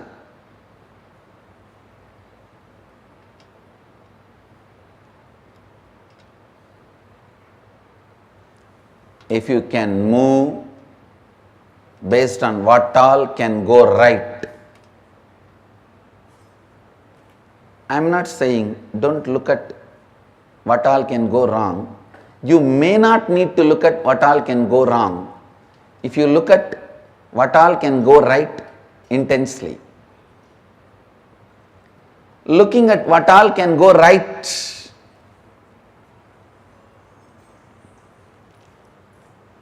I tell you, looking at what all can go right gives you the ability to start 2000 projects. Even if you win in 20, you will be in the space of unimaginable expansion. The mind which looks at what all can go wrong will not even move to the second project. People constantly say, from morning I was making this call, this. Understand. Even when you are doing some action, is your worrying pattern keeping quiet? Is your lust pattern keeping quiet? Is your fear pattern keeping quiet? Even when you are working, doing your work, all the three are functioning. Same way, instead of lust, fear, worry, why can't your planning, celebration, gratitude function?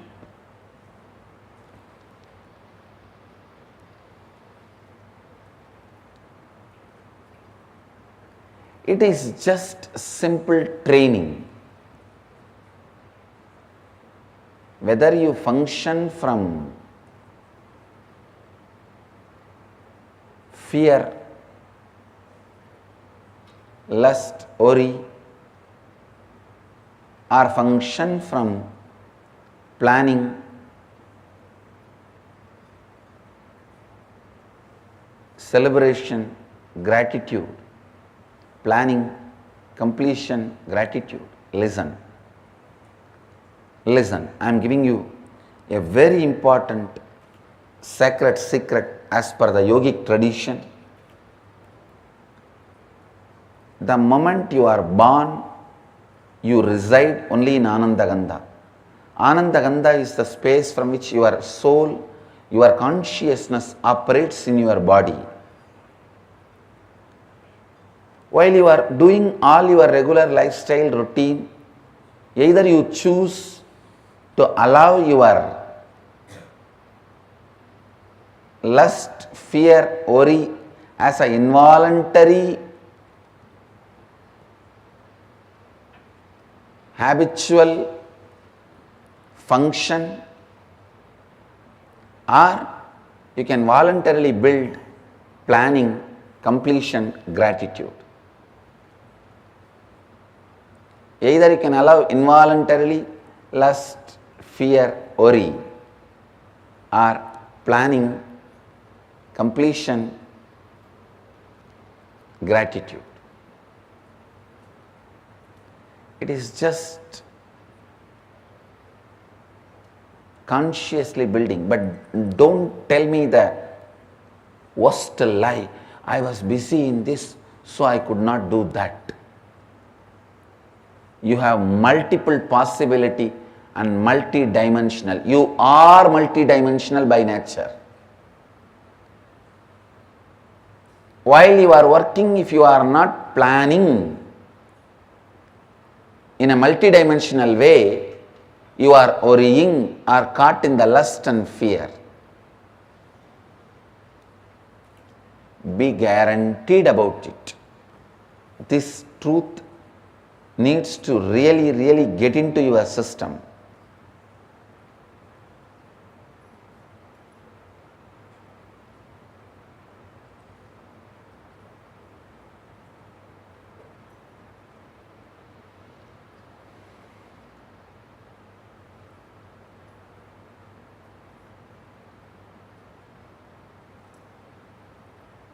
This truth need to really get into your system. Listen. Only then you will understand the difference between commitment and responsibility. If you don't take responsibility, you are beaten black and blue by commitment in the life. When you take responsibility, you are given the reward of the freedom from all commitments.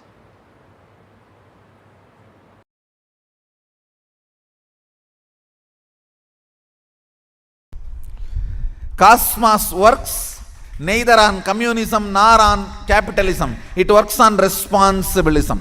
What is the responsibility you take in life? What is the context you set for yourself in the life? Based on that, he manifests. That's all. He manifests based on that. So the whole Sadashivatva is manifesting for the people who decided to do his work as not just first priority, only priority. See, first priority is different, only priority is different. Because they decided it as only priority, the manifestation becomes totally different, altogether in a different scale. Understand, my initiations are same, I am same for everyone. It is based on their context they receive and they manifest.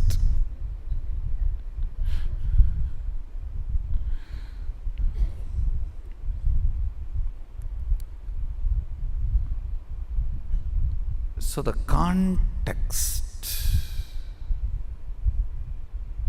sets the consciousness to a different frequency.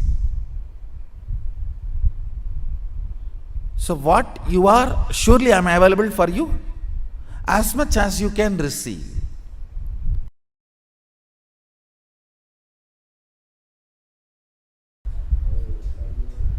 The more power manifestation, more divine you become. Understand? Shakti comes with buddhi. Only siddhi comes without buddhi. Shakti is mother, siddhi is stepmother.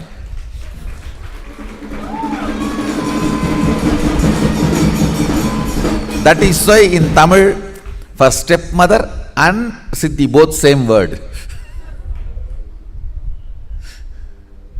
Siddhi is chitti. Shakti is mother.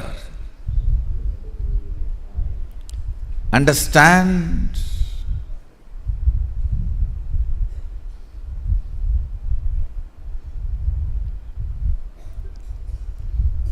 First principle about manifesting powers, it will not strengthen your ego, it will only take you beyond ego. First. Second, manifesting powers means manifesting qualities, state and space of Sadashiva also. Understand? When you manifest powers, naturally the state of Sadashiva and space of Sadashiva starts manifesting in you. I have always seen people who manifest powers have a very high level of integrity and unclutching, because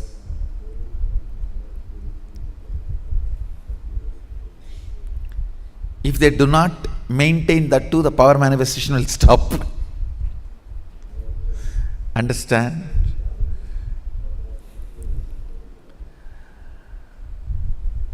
How much ever you would have paid to buy your cell phone, but unless you charge every day, it will not function.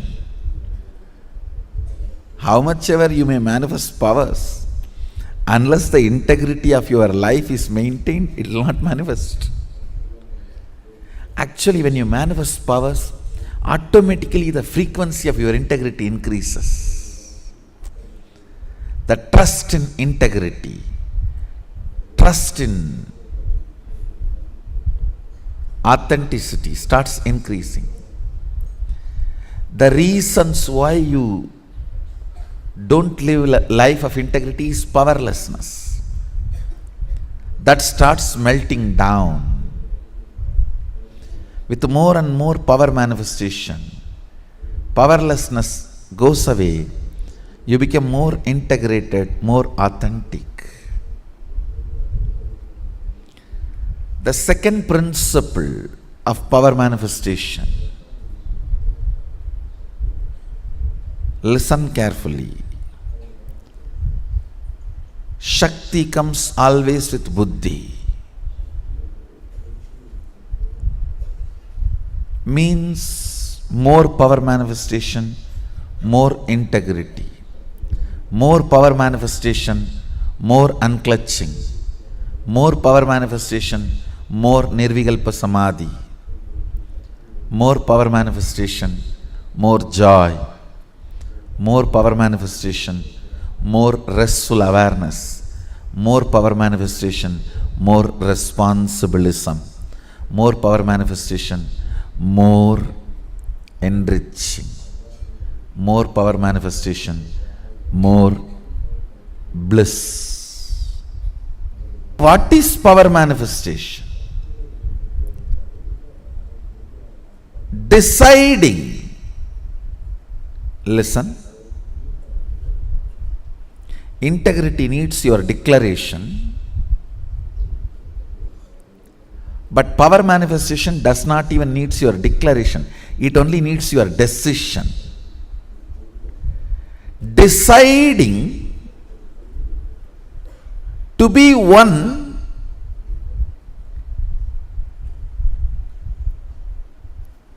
with the original source, Sadashiva, which is you, even when you don't understand.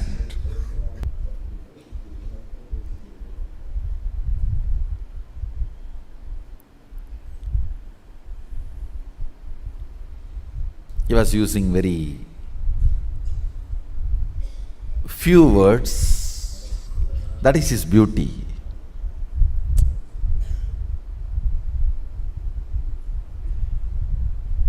Just with few words, he will make that click happen. You know. First he was trying to tell that everything is one.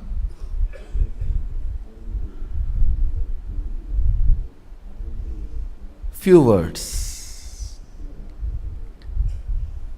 Somehow I was looking at him. He was not convinced that the click has happened in me.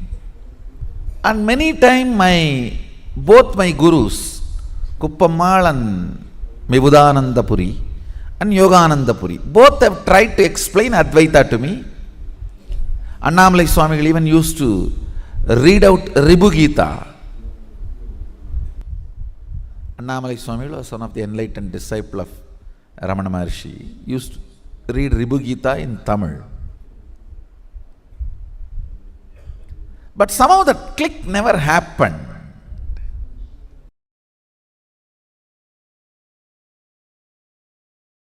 First awakening you need to have. No cunning strategies. No cunning strategies are going to work. Shortest distance between 2 points is straight line. Shortest distance between 2 points is a straight line. Understand? Most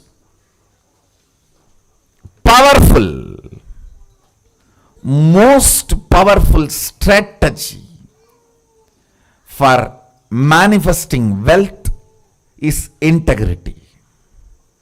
Most powerful strategy.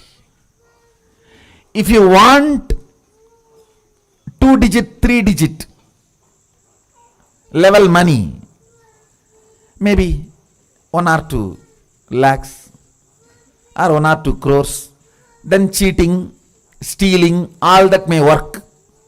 Robbing the bank, all that may work. But if you are really interested in living with wealth forever, living with wealth forever, the most easiest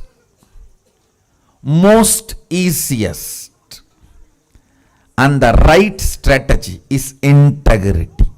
Decide with responsibility. You will start contributing to the humanity. Understand?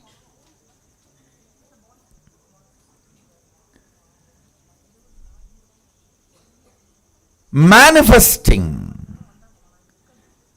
your cognition is life. Understand? Whatever cognitions, conclusions you have about life in your life, you will go on be manifesting that every day. If you have the conclusion, you are going to fall sick day by day. The more and more you breathe every day, every night, finally you will manifest that. It is your conclusions you manifest. If you have the conclusion, the cunning methods, cheating brings wealth, you will only be manifesting that, are waiting to some cunning methodology to click so you can manifest wealth. No.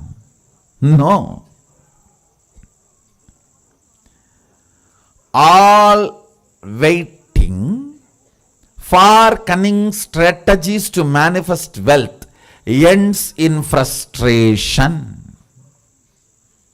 And then you have a deep negative cognition about wealth. That is not going to happen for me. No. Yanakilla.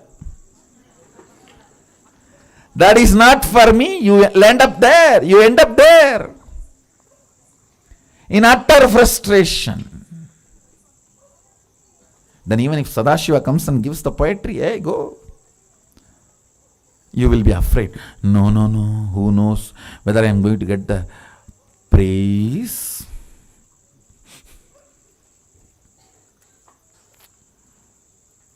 Are beating.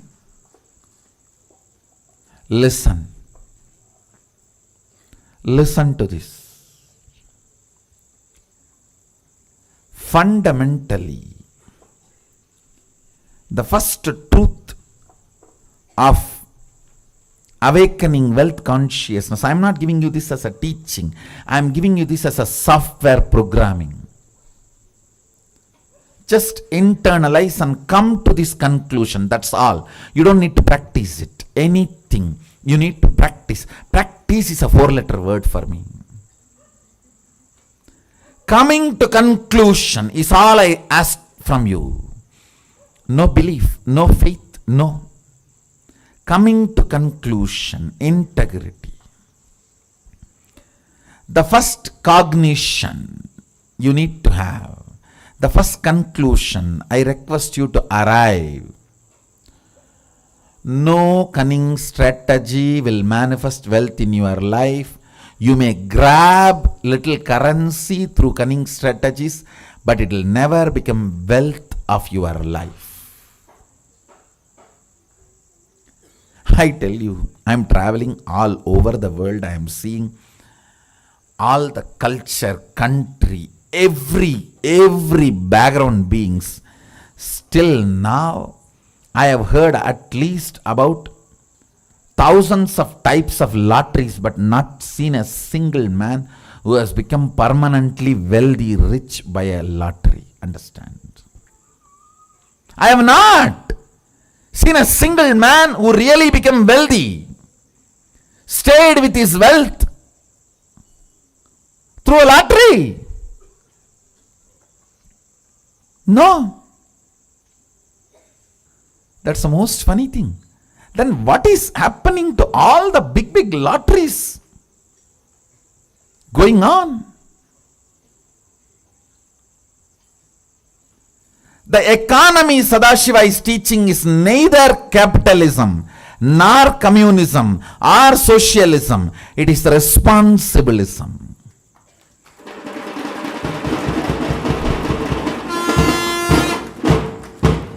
The responsibility you take, that decides the kind of the wealth going to be around you.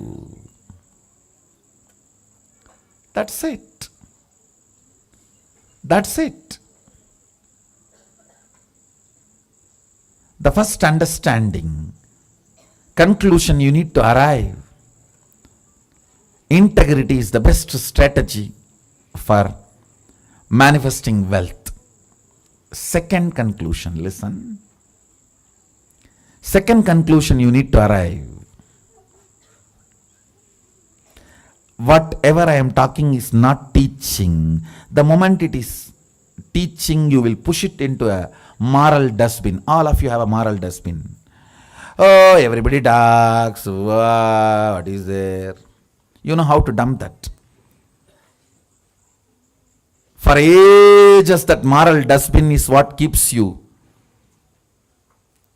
as you want, without transformation. You start, my mother all the times tells me to do yoga in the morning, but she doesn't do. Now from that moral dustbin starts growing in you. Anything you call it as teaching, you dump it in the dustbin and never do it. I am not giving you any moral teachings. Be very clear, don't push me into moral dustbin. No. I am talking to you. If you come to all these conclusions, you will live wealthy forever. And if you are not able to come to this conclusion, I will support you, help you by awakening your Kundalini Shakti to see these conclusions as reality. That's all.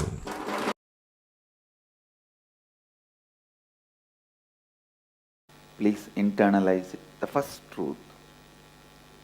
Anything which is truth strengthens you.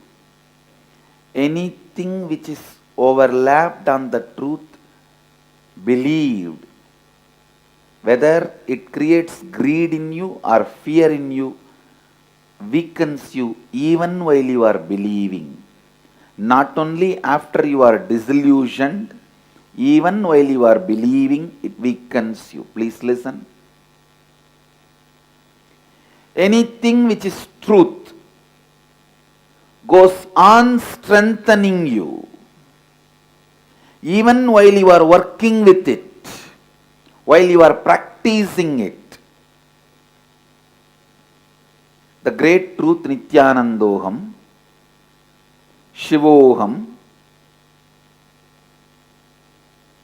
I am the ultimate possibility.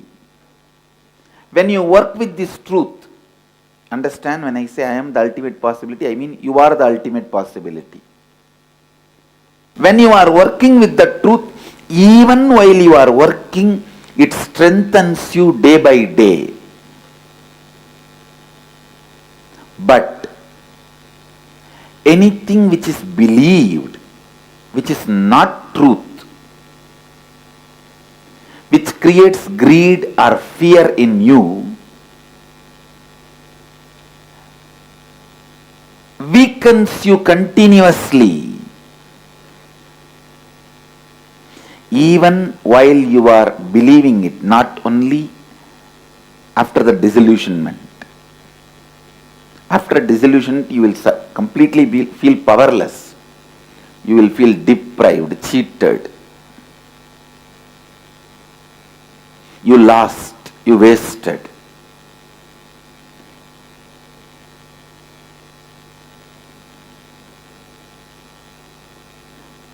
Not that only after you get disillusioned, you will feel cheated and deprived. Even while you are working with it, you will feel powerless.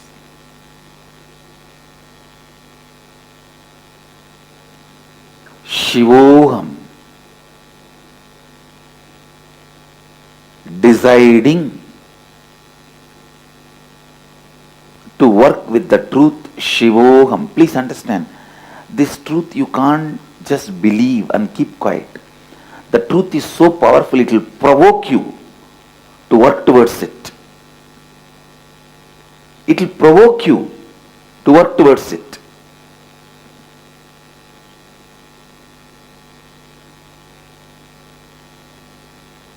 Truth uttered by the right person, listened by the right being, provokes you to work towards it.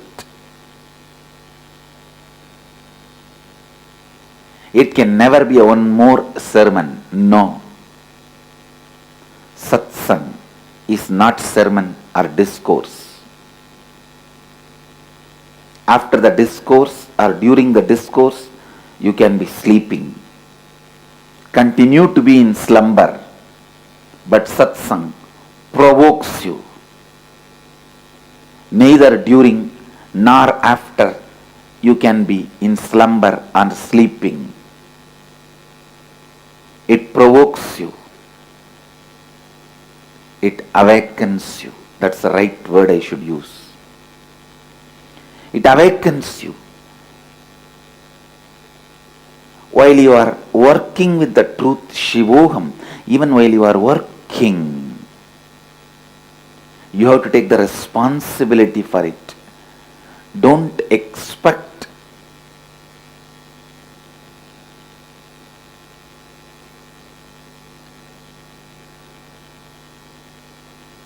somebody else can take the responsibility for your reality. If somebody else takes the responsibility for your reality, it will never be your reality.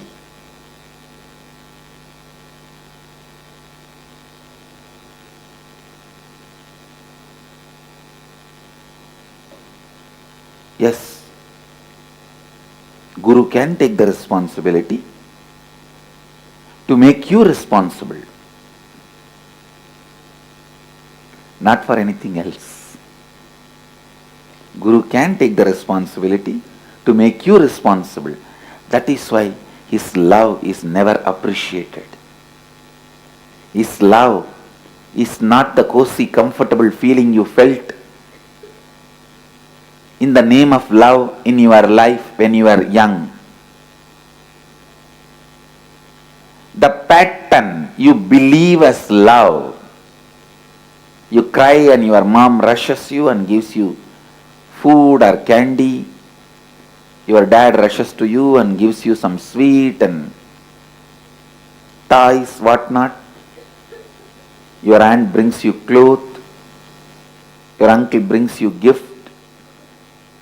What you believed as a love, the pattern of action reactions which you believed as love, you will not experience from Master, from an enlightened being.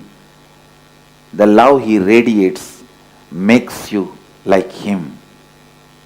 That is why you constantly feel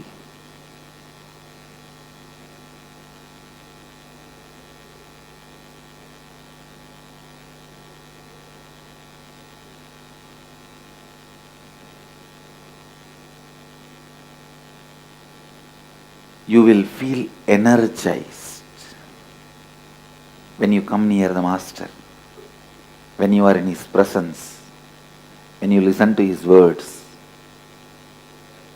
when you imbibe his presence. But you will not feel the so-called love. And if you feel what you felt as a love pattern from the young age, from the Master also, maybe he is giving you little time to settle down and become comfortable.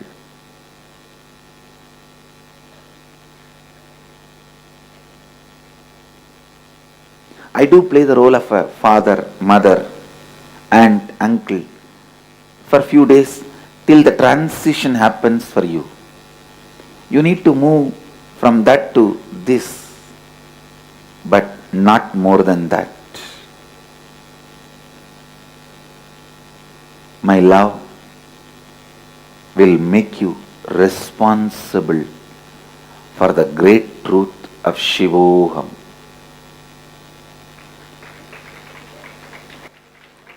For the great truth of your reality. Understand, the truth has to constantly strengthen you. Truth has to constantly strengthen you.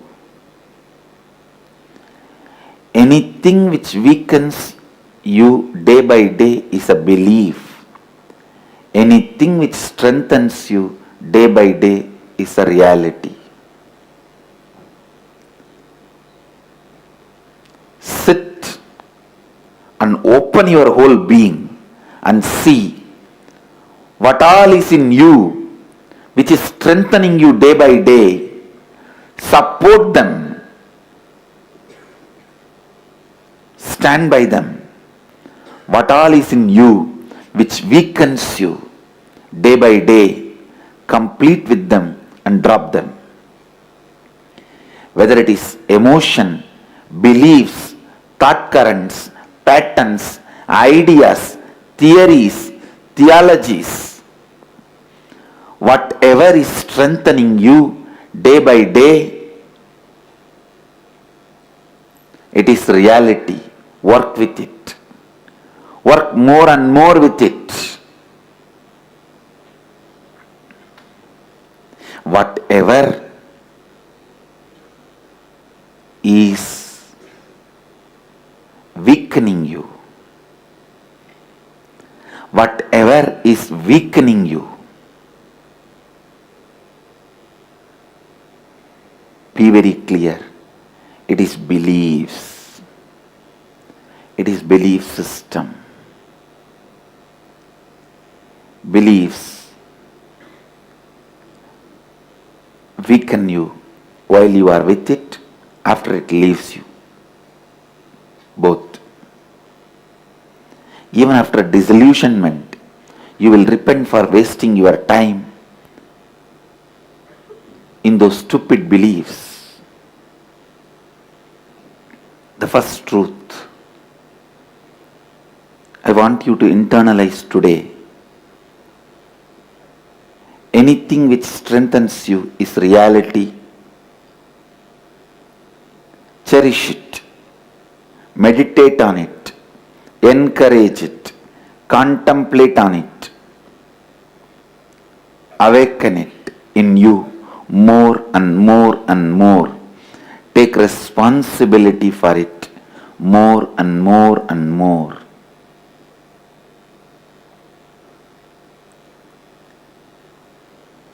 Anything which weakens you, be very clear, it is a belief system. Belief system either will create fear or greed,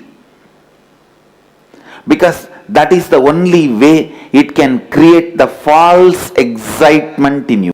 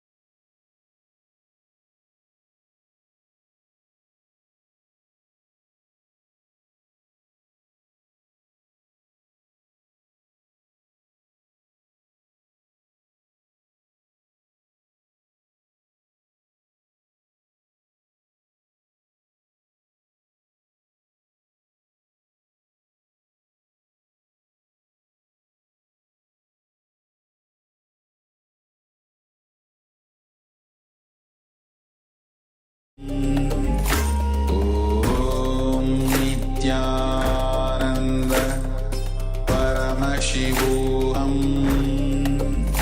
Om Nityananda Paramashivoham Om Nityananda Paramashivoham Om Nityananda Paramashivoham Om Nityananda Paramashivoham Om Nityananda Paramashivoham Om Nityananda Paramashivoham Om Nityananda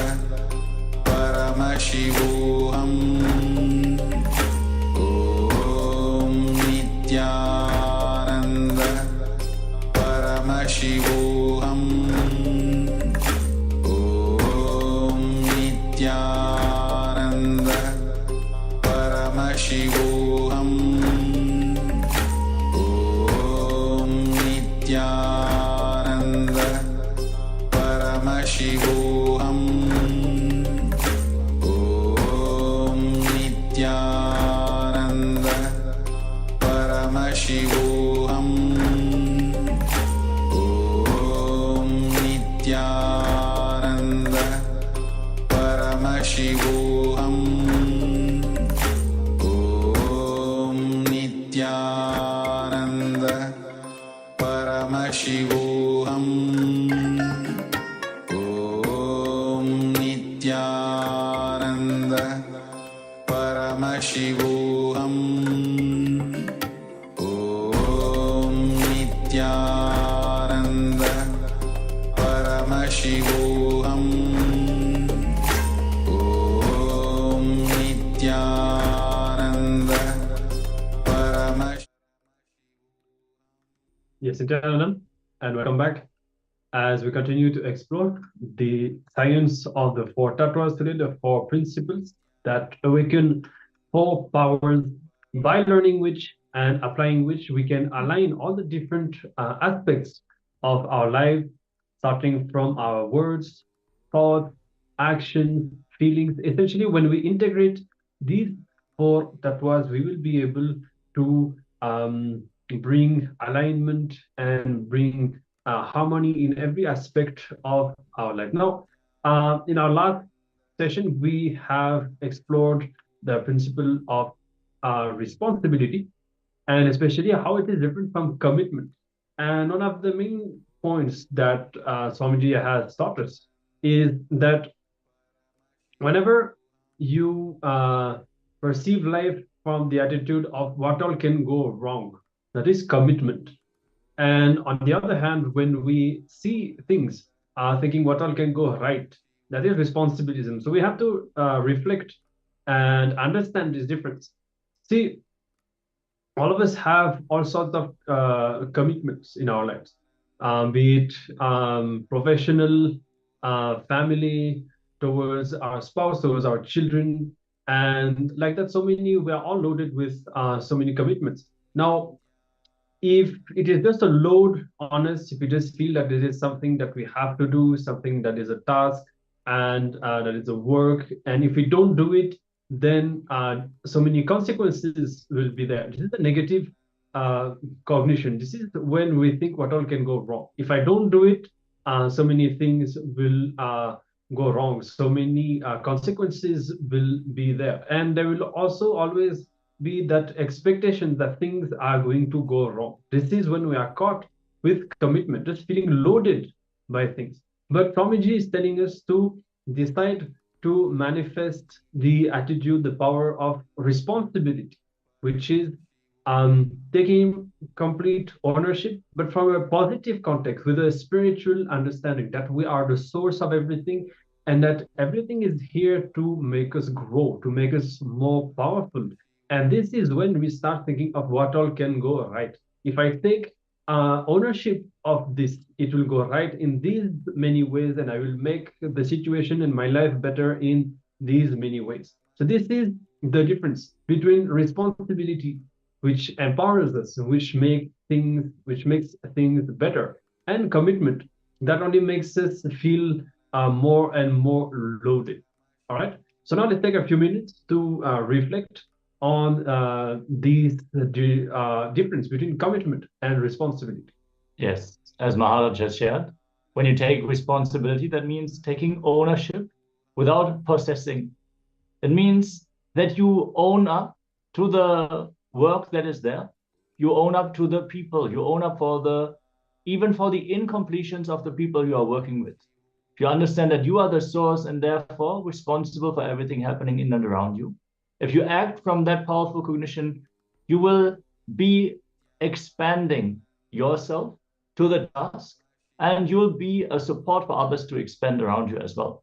So now let us reflect on this powerful cognition and pen down where in your life have you functioned out of commitment. So feeling, okay, I have this job now, so this is the commitment that I have to do this. Otherwise, I'll lose this job. I will not get promoted. Functioning from what can go wrong. Feeling bound by the commitment that you have entered, like a contract. It is not ownership, it is feeling of being bound in this role. So I'm fulfilling this role because this is what I have to do. And in the second step, complete with all those incidents, decide to feel responsible and function out of completion going forward. See, when you own up, there's so much of possibility, not only for yourself to empower yourself and expand, but also to be a contribution to the people you're working with. Swamiji has clearly said, if you don't function from the space of responsibility, even if you end up in a leadership position, you're only a load on the people and on the project. But if you act from the space of responsibility, you will only be empowering, you'll only be expanding, you'll be a blessing for the people who work with you. So now let us enter into this exercise. If you have any questions or doubts, let us know. And look in, reflect, and see where all you are functioning, where you all have been functioning from the idea of commitment and what all can go wrong instead of what can go right. Let's begin.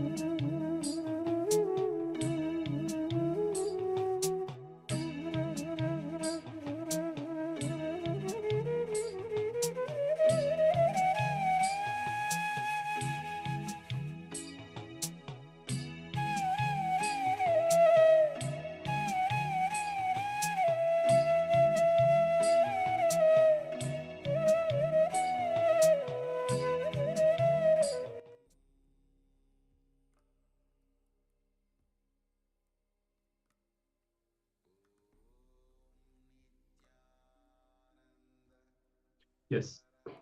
So hopefully you were able to cognize what is the difference between responsibility and commitment, and where in your lives you are stuck with this cognition of commitment, and now decide that you are going to shift the context. Whatever you are functioning out of commitment, decide to sit and revisit, recognize the whole thing, and change the context from responsibility. Take a conscious decision to hold onto the space of responsibility from now onwards.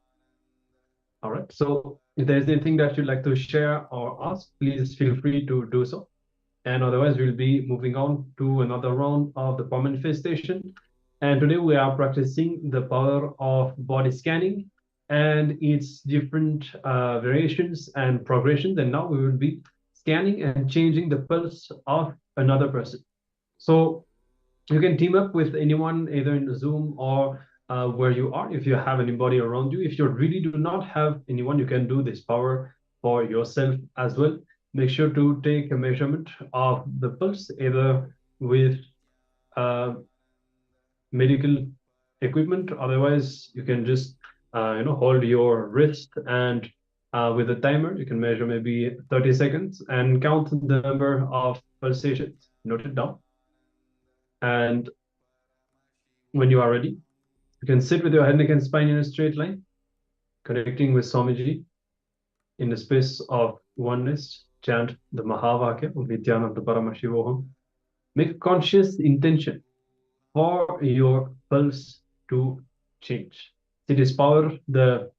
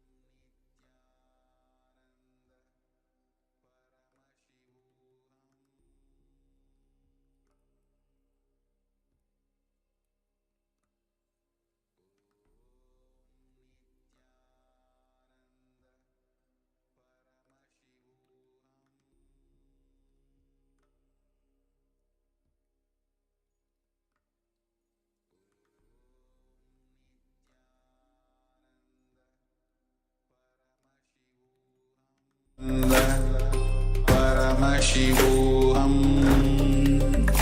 Om Nityananda Paramashivoham. Om Nityananda Paramashivoham. Om Nityananda Paramashivoham. Om Nityananda Paramashivoham.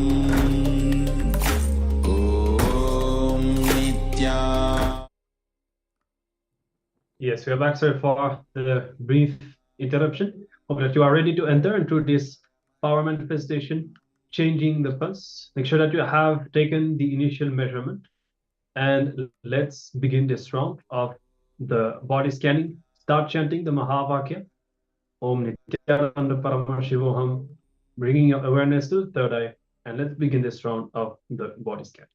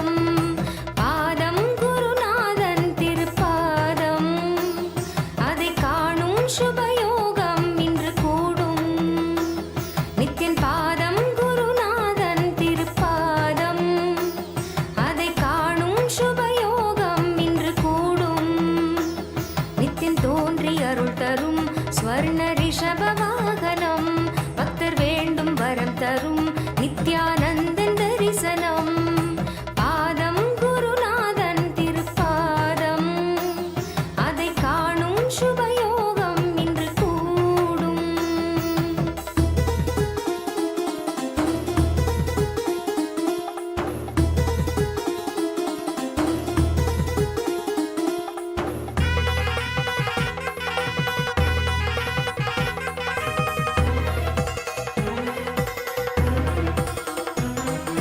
கருணை எனும் கோலால் மோகம் தனை வீழ்த்தும் உருக்கும் என் பாசங்களை இல்லாமலே நீக்கும் நித்யானந்தன் அவன் ரூபம் அது காணும் உயர் தியானம் மெய்ஞானம் எனும் வாழ்வில் உன்னை தானாய் கொண்டு சேர்க்கும் குருவே சிவமாகும் நித்ய குருவே இறை ரூபம் குருவே சிவமாகும் குருவே இறை ரூபம் யுகம் யாவிலும் குருநாதன் என்றே தோன்றி கரை சேர்க்கும் பாதம் குருநாதன் திருப்பாதம் அதை காணும் சுபயோகம் இன்று கூடும் நித்தியன் பாதம் குருநாதன் திருப்பாதம் அதை காணும் சுபயோகம் இன்று கூடும்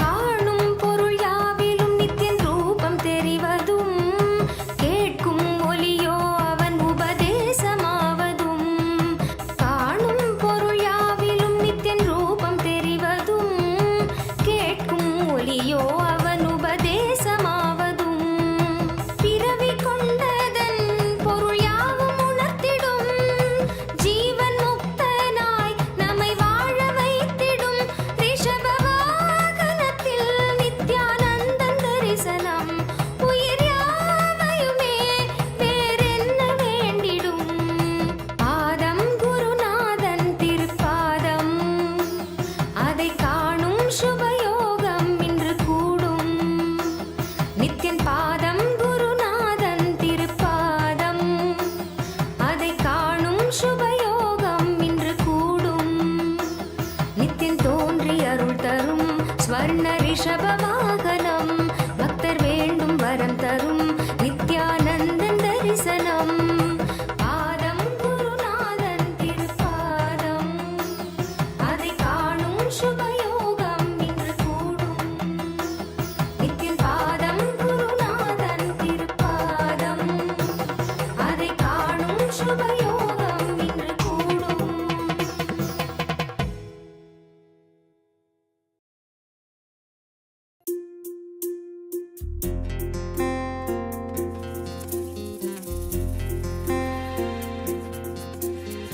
ஆதிசிவன் ஆதி அந்தமில்லாதொரு ஜோதி வடிவமாய் வந்து நின்றார் ஆதிசிவன் ஆதி அந்தமில்லாதொரு ஜோதி வடிவமாய் வந்து நின்றார் ஐந்தோழில் செய்தொழித்தான் அந்த வருத்தம் தீர்த்திட உலகம் வந்தார் ஆக்கைக்கு தீக்கைகள் அடித்திடும் போது சதாசிவன் என்னும் நினைவு கொண்டார் மாயை மக்களை மயக்கும் போது ஈசானன் தான் என்னும் நினைப்பும் கொண்டார் கண்கள் ககனம் காத்திடும் வேளையில் விட்டுருவாய் வந்து தானாய் நின்றான் ஆகாத மனிதரை அழித்திடும் வேளையில் ஆகி நின்றான் அவன் ருத்திரனான் ஆதிசிவன் ஆதி அந்தமில்லாதொரு ஜோதி வடிவமாய் வந்து நின்றான்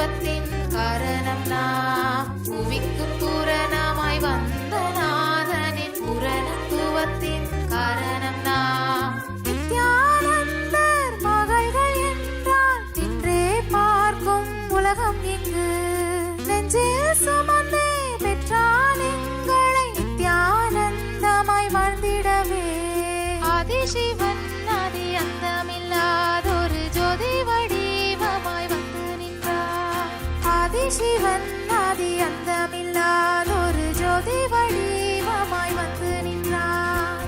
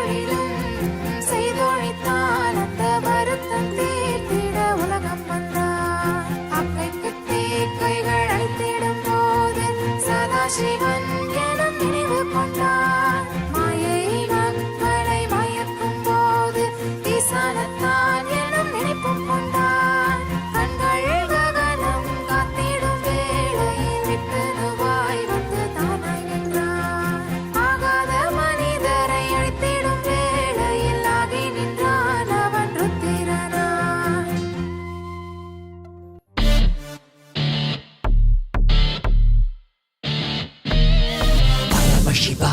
Paramashiva, Paramashiva, Nityananda. Paramashiva, Nityananda. No worries, be happy intensely. Enjoy life, enjoy life. No worries, be happy intensely. Enjoy life, enjoy life. Enjoy every moment of life with pure excitement. Always auspicious, always right strategic plan. Ultimate experience every moment. No study, just download from the cosmic archives. No study, just download from the cosmic archives. No greed, no fear, and clutching is the fastest gear. Paramashiva, Nityananda. Being God, being God, being God.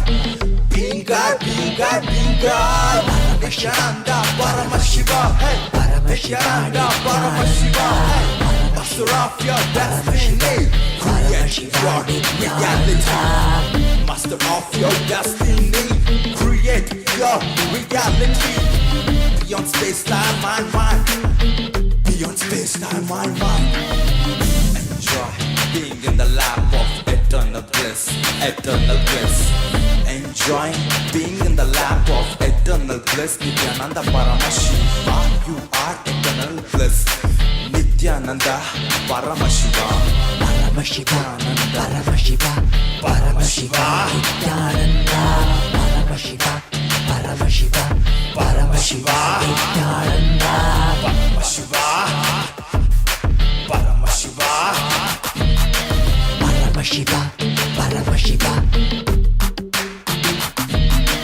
Paramashiva, Paramashiva. Nityananda. Paramashiva, Nityananda.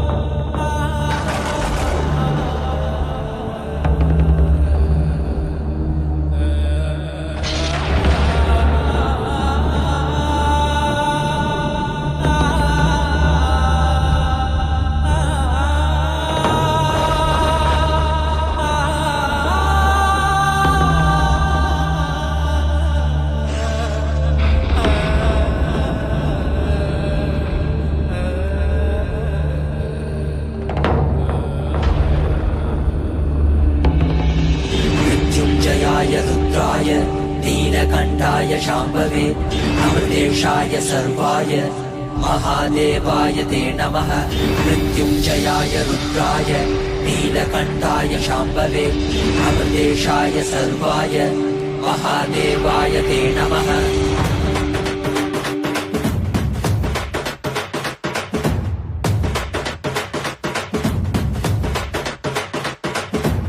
ఏమీ భాగ్యమురా మనది ఎంతటి మోదమురా ఏమీ సౌఖ్యమురా మనది ఎంతటి మోక్షమురా ఏమీ భాగ్యమురా మనది ఎంతటి మోదమురా ఏమీ సౌఖ్యమురా మనది ఎంతటి మోక్షమురా పరమశివుడేరా స్వామి మనవాడేరా కైలాస నుంచి వచ్చిన మన తోడేరా నిత్యానంద పరమ శివమేరా నిత్యానంద పరమ శివమేరా మనవాడే మన తోడే మన స్వామి వచ్చాడురా మనవాడే మన తోడే మన స్వామి పాద కమల శరణం ఏమీ భాగ్యమురా మనది ఎంతటి మోదమురా ఏమీ సౌఖ్యమురా మనది ఎంతటి మోక్షమురా ఏమీ భాగ్యమురా మనది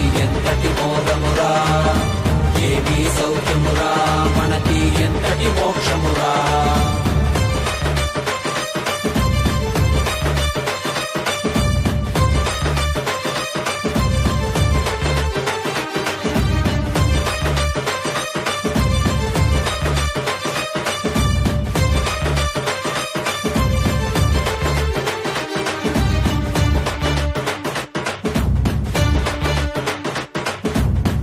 ఎంతటి కష్టమైనా మనకి స్వామి నీ తలవరా ఏమీ లేకున్నా నీకు స్వామి ఉన్నాడురా ఎంతటి కష్టమైనా మనకి స్వామి నీ తలవరా ఏమీ లేకున్నా నీకు స్వామి ఉన్నాడురా దర్శనమిచ్చాడురా స్వామి దివిలో నీకెళ్ళామురా దివ్య శరీర స్వామి మన భాగ్య విధాతరా దర్శనమిచ్చాడురా స్వామి దివిలో నీకెళ్ళామురా దివ్య శరీర స్వామి మన భాగ్య విధాతరా கலியுகத்த காக்க வந்த Nityananda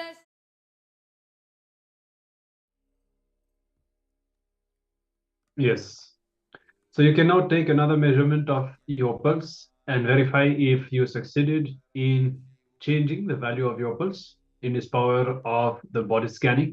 As we were sharing before, the blood is directly connected to your biomemory, and all the incompletions that you have are stored in the biomemory. So if you can manifest this power of changing the pulse, of changing the value of your pulse, you will be able to play with your biomemory, reprogram your biomemory, and you will be able to cleanse it and remove all the incompletion so that you come to the space of complete completion. So you can verify the result of your power manifestation, and you can let us know if you have succeeded in this round. Yes, as we are now getting ready to move on to the next segment of the day. And the next of the four tattvas, the fourth tattva, which is enriching. We're going to learn how enriching itself is a powerful method to realize the Advaitic experience, our true nature, which is the non-duality. Advaita meaning that you are in oneness with everything. This session is going to also include a meditation, so requesting everyone to please settle down in a calm and meditative mode. Switch off any gadgets or any distractions from the outside, keep them aside. Maybe inform your family that you're going to enter into a meditation so that they would not disturb you for maybe an hour. And let's get ready to receive these blessings from Swamiji.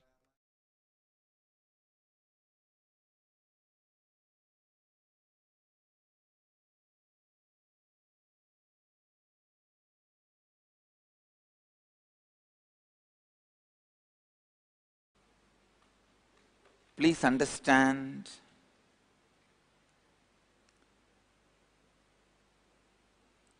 only when you reproduce the intense experience of you in others, the enriching happens. And I tell you, only when you enrich the dark corners of your mind, unconscious parts of your mind gets solidified. Many times, just in the face I can see a person going through confusion and suffering. Unfortunately,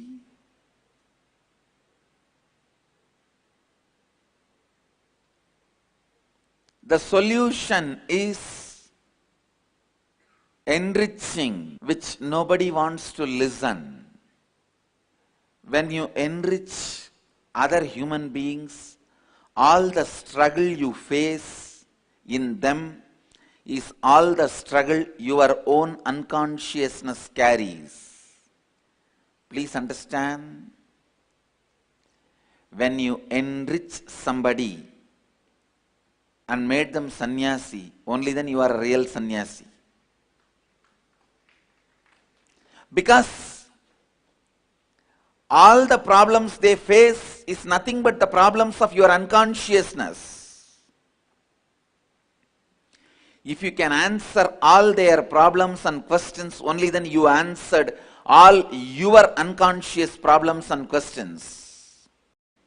First of all, you need to understand why we should be able to answer, why we should answer all our unconscious queries. Please understand, unconsciousness is the enemy you carry in your backpack.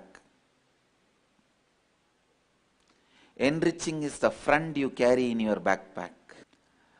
Unconsciousness is the enemy you carry in your backpack. Any moment he may attack you.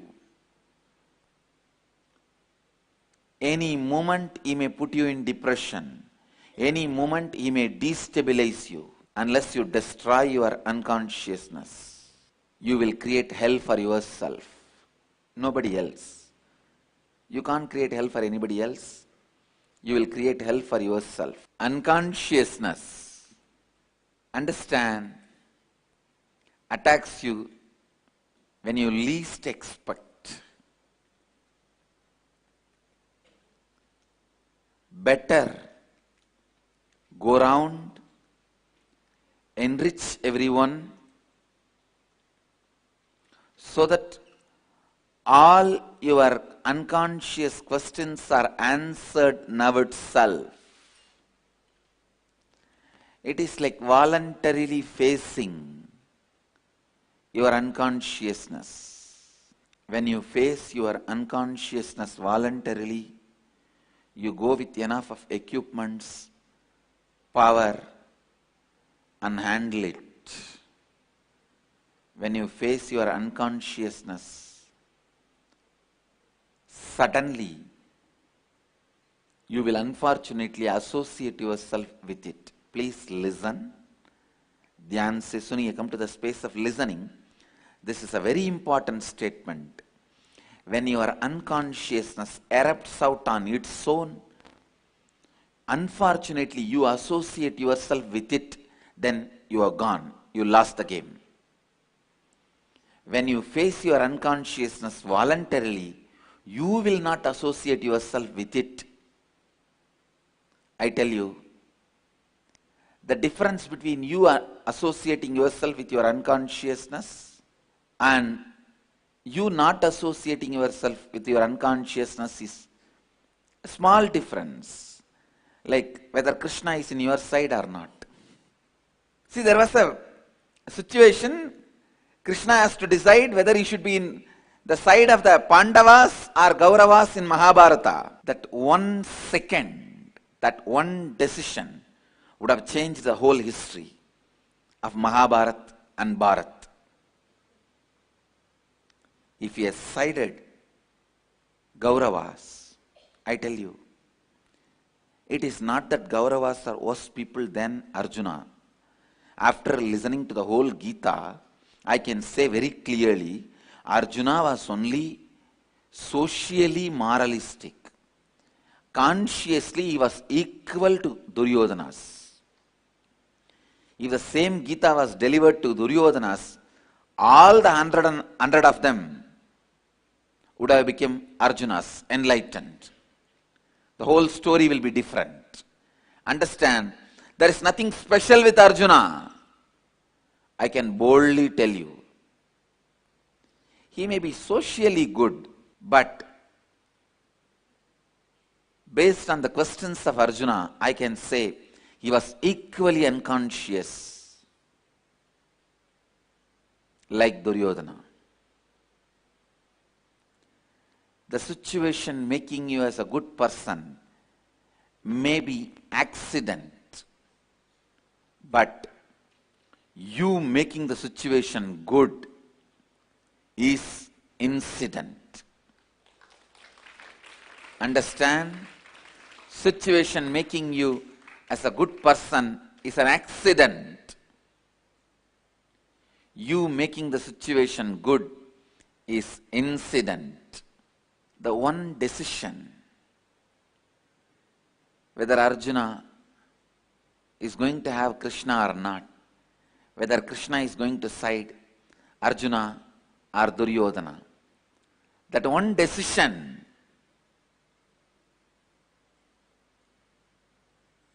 that makes the whole difference. Understand? Your whole life is nothing but Mahabharata. In your life of Mahabharata, the victory or failure is going to be decided. Who is going to win? Whether you or your unconsciousness is going to be decided only based on which side you are going to side. Listen. Whichever side Krishna sided would have won the game. If he sides Duryodhana's, he would have won the game. He knows what to do.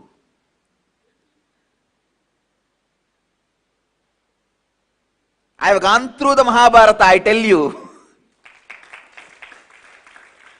and won the game. And I tell you, you need Krishna to win the game. You really need Krishna to win the game.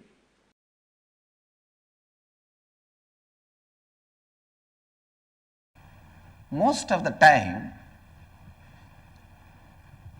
the immediate cognitions you have decides the quality of your life. ध्यान से सुनिए. Please listen. The immediate cognition you have decides your life. Whether falling in love or getting married or taking sannyas, accepting a job or rejecting a job or leaving a job, the immediate cognition that plays a major role, the immediate cognition plays a major role. Listen. The immediate cognition plays a major role. I wanted all of you to listen to this word once more. Immediate cognition plays a major role. I am repeating it 3 times. When you face a situation, what you cognize immediately?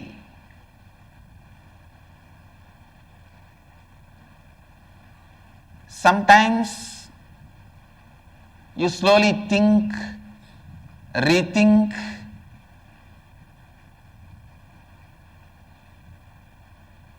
meditate, contemplate, complete. You do all of that and then come to certain cognition. But please understand, your decision is going to be done only by immediate cognition. Your contemplation, thinking, everything may influence your decision, but that itself will not be decisively decision making. Please listen. Your thinking, contemplation, analyzing, internalizing, all these at the most can only influence the decision. They cannot be decisively decision making. So the immediate cognition you carry,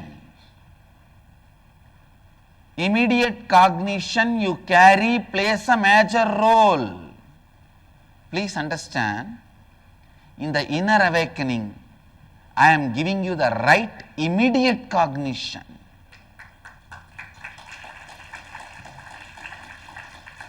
Because the immediate cognition goes on functioning in one way in your life, and your internalizing intellectual understanding goes on functioning in other direction. The gap between these two is called vasana. You go on visualizing, you will have a happy, beautiful, great family and sangha around you, joyful employers around you. But the moment your wife or husband calls, the moment you pick up the phone, tell me, and you justify yourself.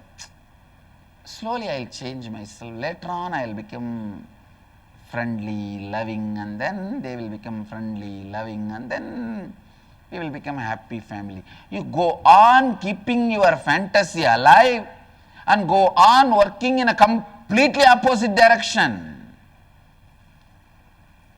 If I expose you to you, you jump on me, try to bite me.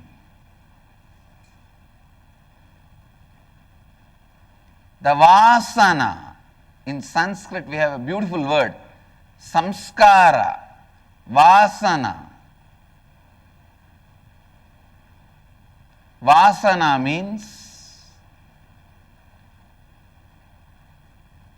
having the unconscious life patterns which is completely against the reality you want to cause in your life. Having and working in an unconscious way which is completely opposite to the reality you want to cause for yourself and others. See, why this is happening? What do you want to do? And what is the way you are doing? You go on pushing your hopes, saying, tomorrow I will change. After a few days I will change. I will change. Don't push me too much. Otherwise I may give up. If you give up, who cares? Actually, we blackmail even ourselves. I will give up.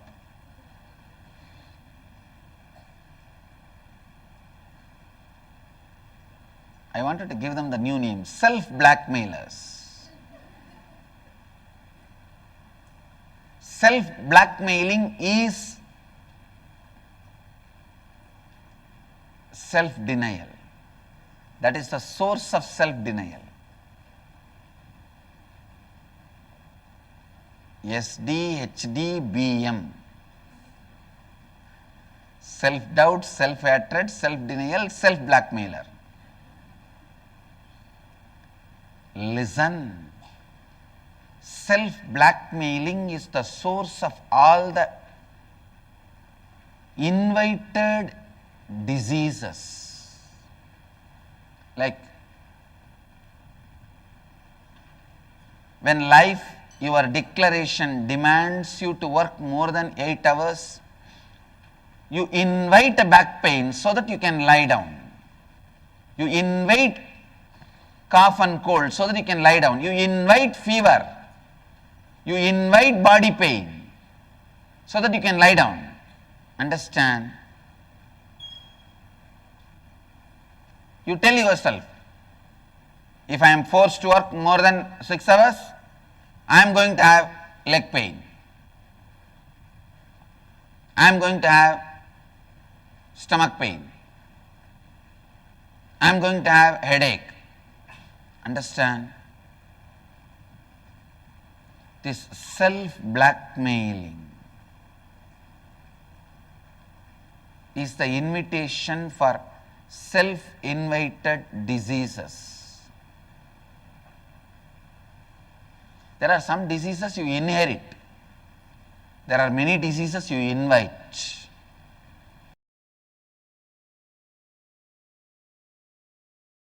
The depression of Arjuna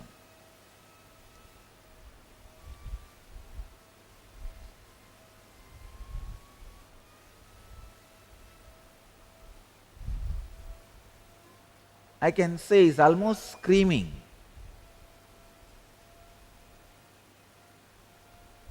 So many verses he is screaming, but Krishna is completely silent.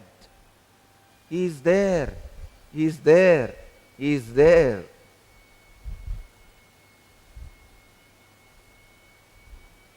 The first year of the marriage, the man speaks and the woman listens. The second year, the woman speaks and the man listens. The third year, they both speak and the neighbors listen.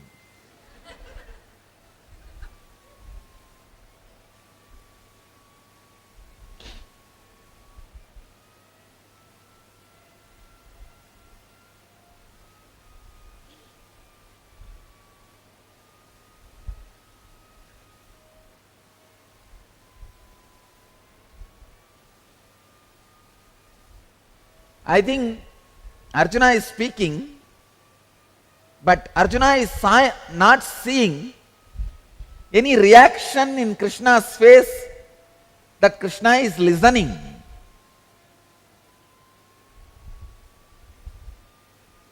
I strongly believe Krishna is not listening to the words of Arjuna.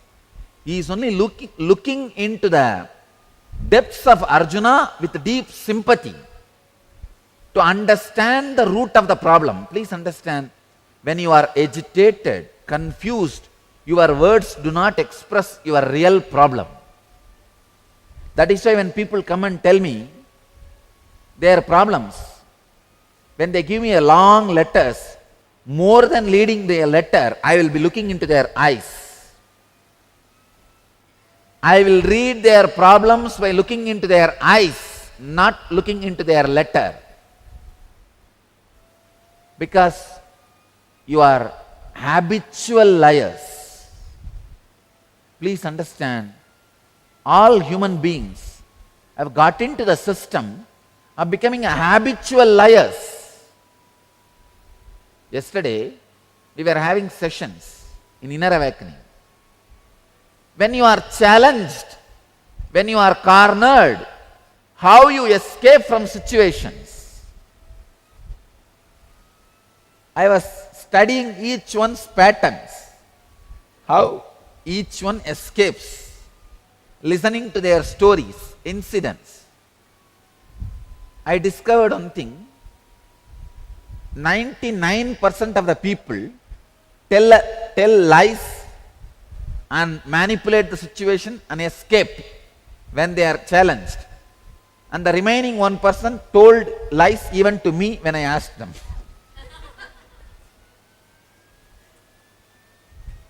When you are cornered, when you are challenged, you immediately get into the mode of telling lies to manipulate the situation, to exploit the situation and escape from the situation. Understand,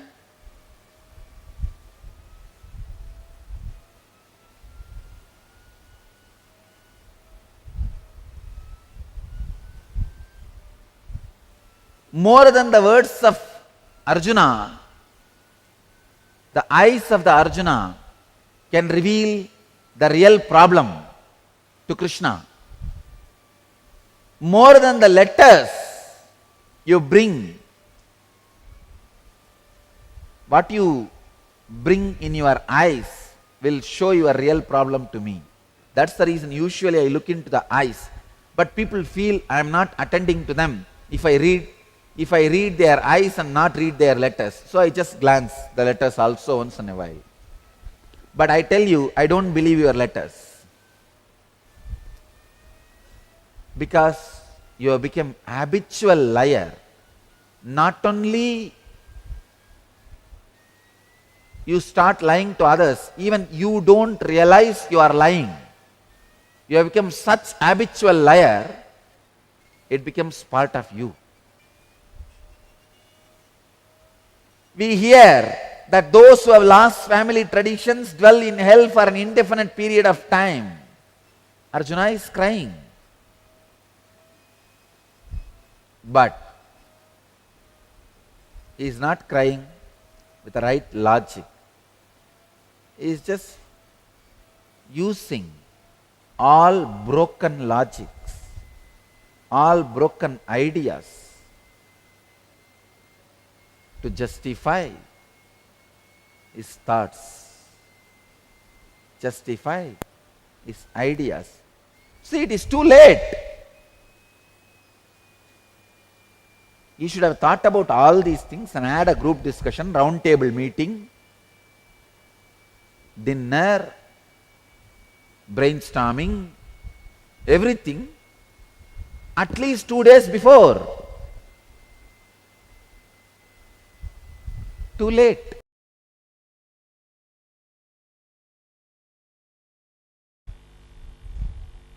Patanjali is taking us beyond enlightenment.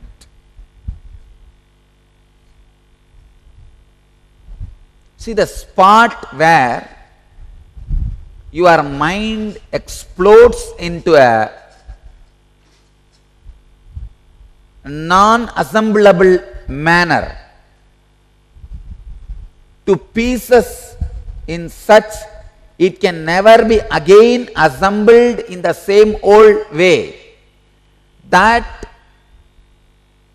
moment, that spot, that experience is what I call enlightenment. But Patanjali takes us a step deeper, step further, beyond that moment. This sutra is throwing light beyond what we call enlightenment. Patanjali says, even when the enlightenment, explosion of the instrument called mind happens in a way you can never assemble it back again as it was. Please understand. The conscious explosion happened in me. Explosion happened in me at the age of 12. The mind has gone to that pieces, that number of pieces. I can never bring all the spare parts and assemble it back. It got dismantled in a way it can never be assembled back.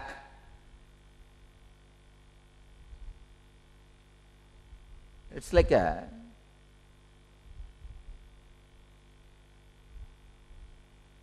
somebody's body is burnt and the ashes have been taken to different oceans and put in the ocean, and whatever is put in the ocean is eaten by some sharks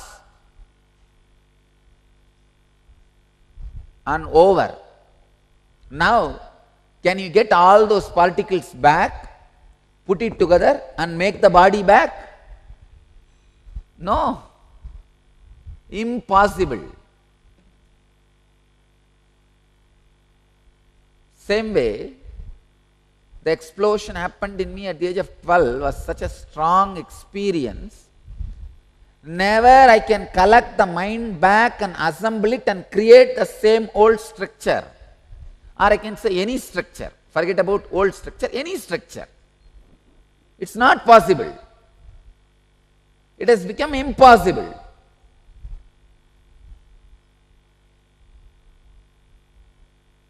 But things does not end there. It is not final. That experience where there is no mind, that is where life starts. So the life continues to flow in that ultimate explosion. I can say every moment the explosion goes on and on and on and on and on. Enlightenment is a constant happening. It is like an atomic reactor. Your body becomes an atomic reactor. Constant explosion goes on and on and on and on and on.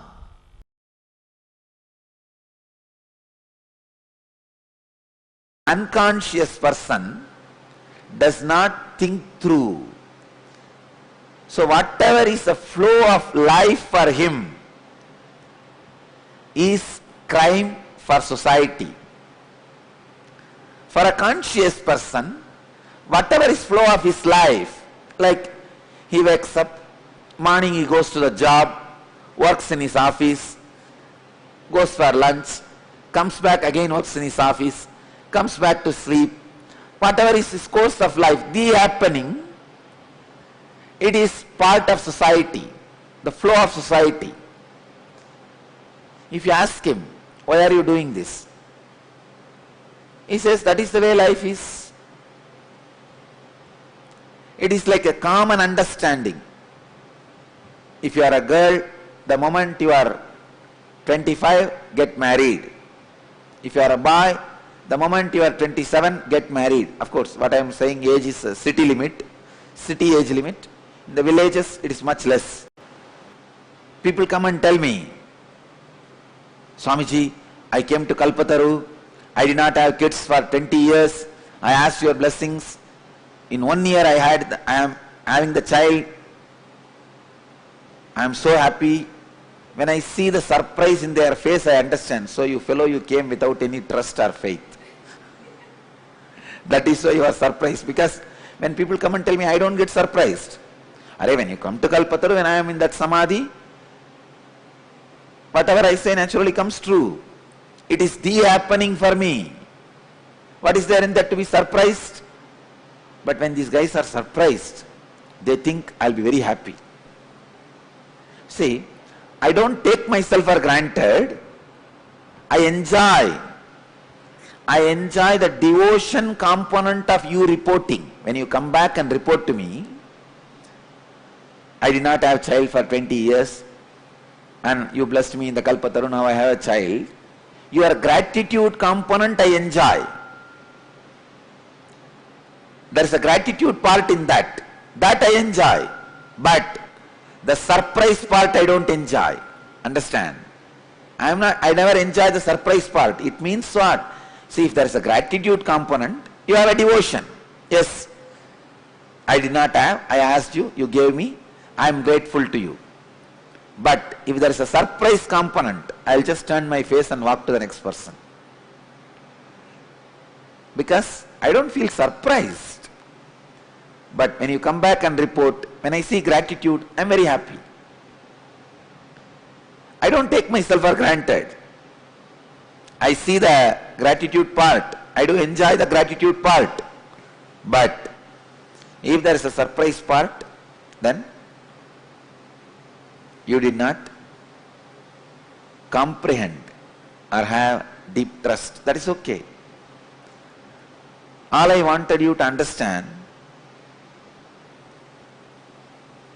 just the happening, ordinary happening for me becomes miracle for you because of the consciousness established in the superconsciousness.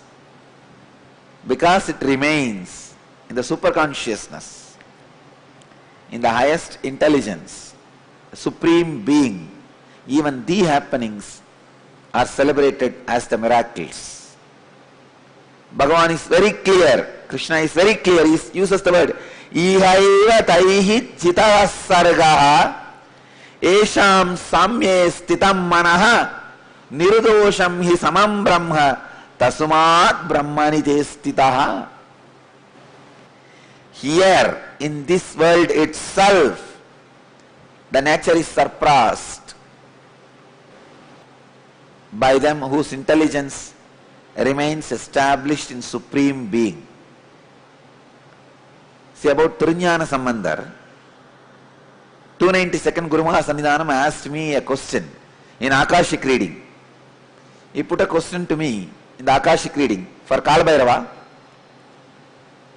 What all miracles Jnana Sambandha Swami did?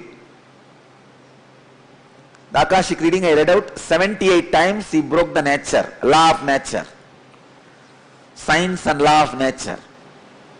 I tell you that 78 incidents are miracle for us, but for Jnana Sambandha Swami, Trinyana Sambandhar, it is the happening.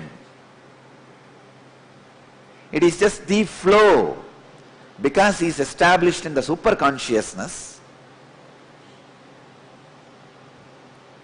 the nature is surpassed by them whose intelligence is established in Supreme Being.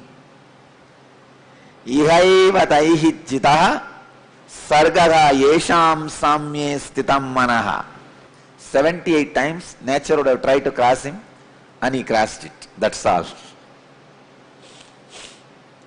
When he puts the palm leaf and it goes against the water current in Vaigai, when he puts the palm leaf into the fire and it does not get burnt, means he is not performing miracle. He is established in the Supreme Being. The happening itself is miraculous for ordinary people who sees the whole thing in ordinary mind, from the ordinary consciousness. Understand? Now, this is the sutra for all of you. This is the important understanding for all of you. Be established in ajapa japa, feeling connection and unclutching. You will simply pass the law of the nature, which is you can't live without food. You will just surpass it. Be established in the supreme consciousness. You will just surpass the law of nature. You can't live without food, is a law. It's a nature. You will just surpass it by being established in Supreme Being.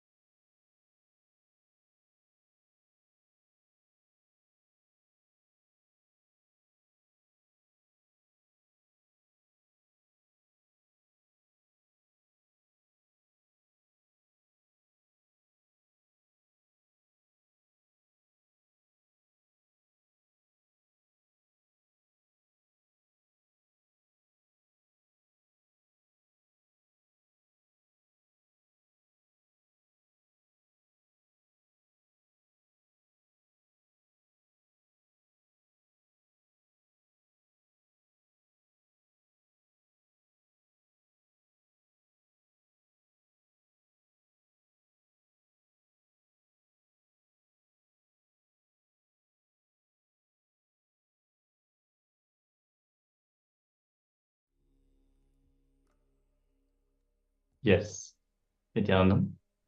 Beautifully, Swamiji has shared that even the laws of nature can be surpassed if you are established in the ultimate superconsciousness.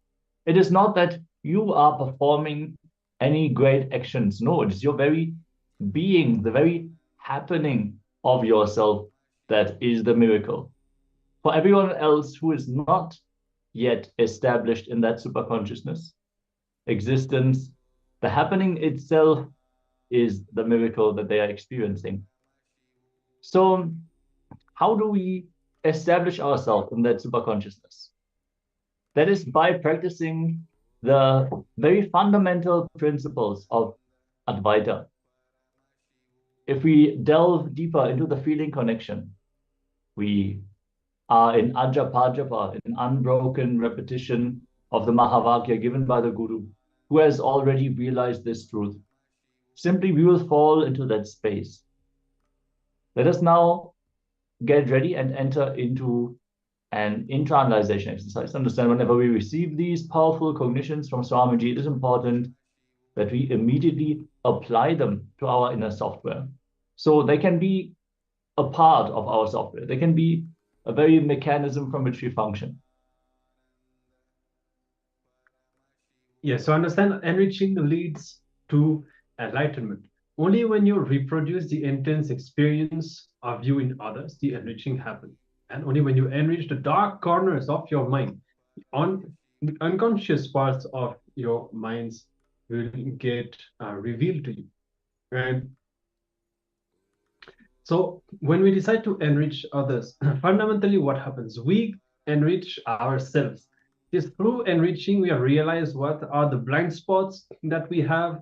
And when we enrich others, for example, let's say that you are going to share these powerful cognitions that you learned today with someone. What will happen is finally, because you have to recollect these powerful cognitions and you have to share them with someone, they will become your experience. Because just listening to it is not enough. You will imbibe some part of it, but only when you decide to enrich others, they will finally become your reality. Even you might be questioned, your understandings might be scrutinized.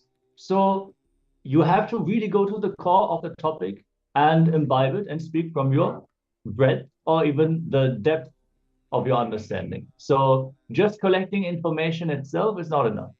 It has to become your very cognition from which you function. Otherwise, it will not be your experience.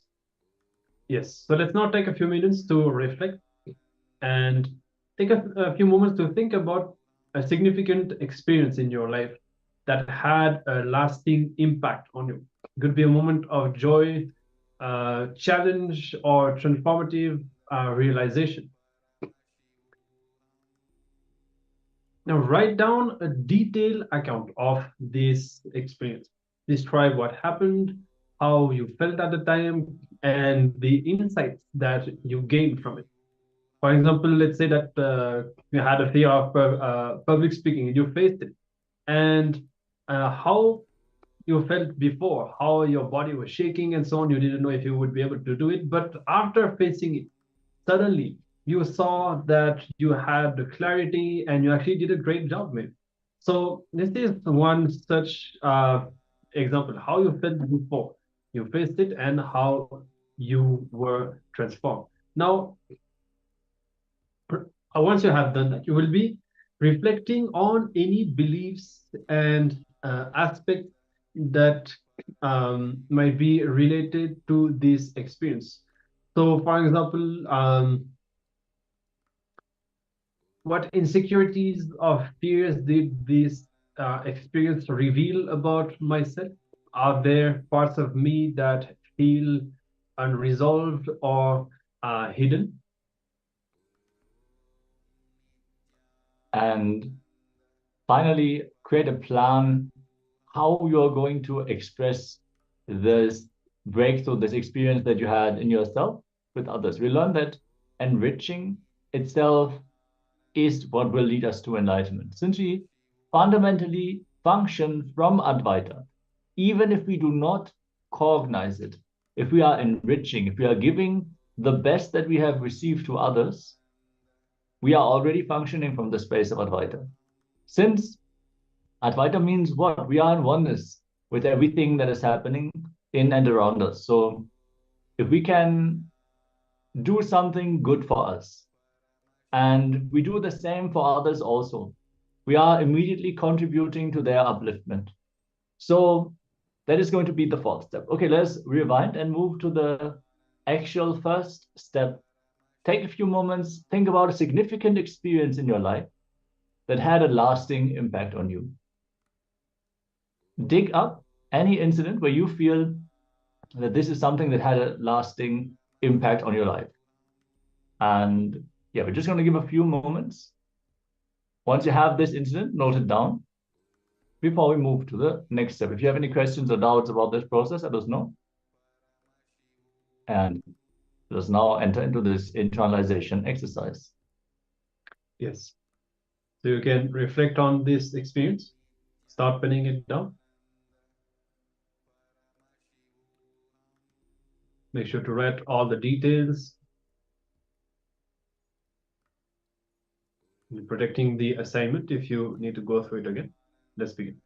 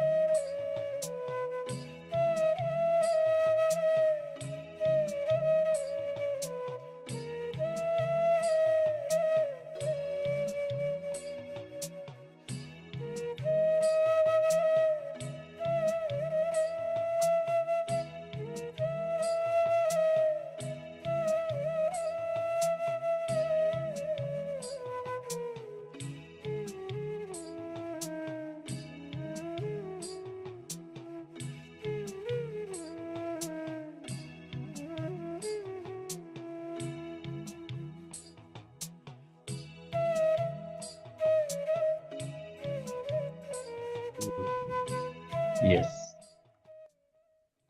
Now make sure to move on to the next step where you elaborate on the experience. Go into detail. Take account of the chosen intense experience and describe exactly what happened, how you felt at the time, the insights you gained from it. When I faced my fear of public speaking, I felt anxiety and vulnerability. However, after speaking at my friend's wedding, I experienced immense joy and confidence. This taught me that stepping out of my comfort zone leads to personal growth and connection with others. This is an example, but you can use this as a layout for your experience. So look into the experience that you feel had an intense impact on your life and write down exactly how you have felt in that moment and how it has evolved you. Let's begin.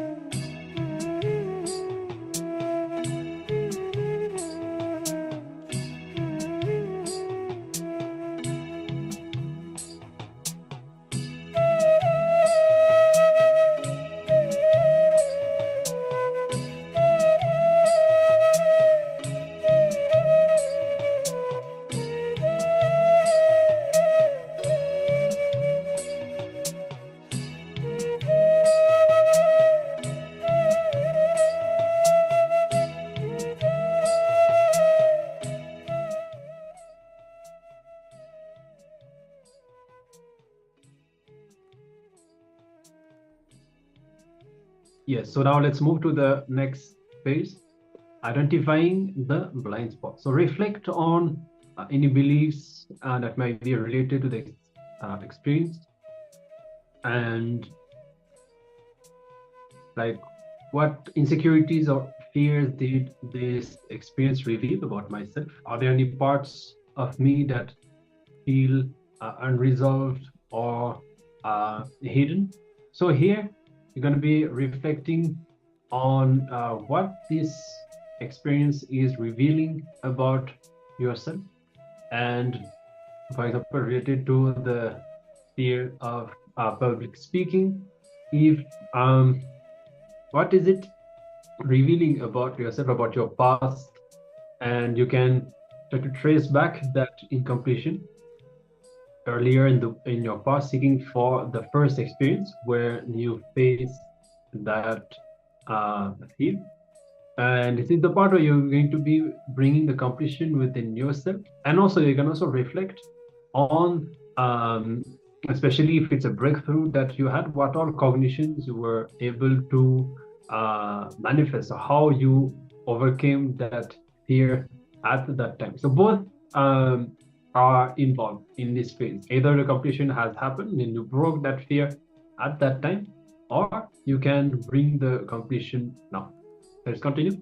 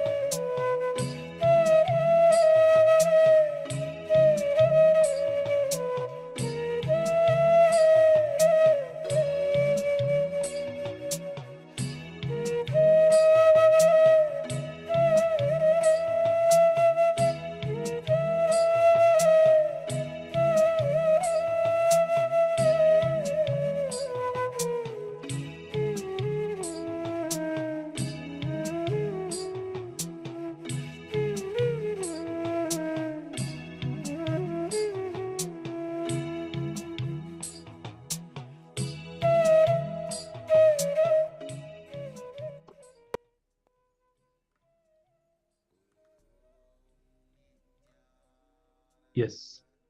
Let's now continue and move on in this exercise. And now the whole point is about sharing your experience, beginning to enrich, so that we can experience the power of enriching. And so now you're just going to be creating a plan on how to share your experience. And this could be through a conversation, writing a letter, or even creating art that represents your experience. Plan out the context and the setting for this sharing.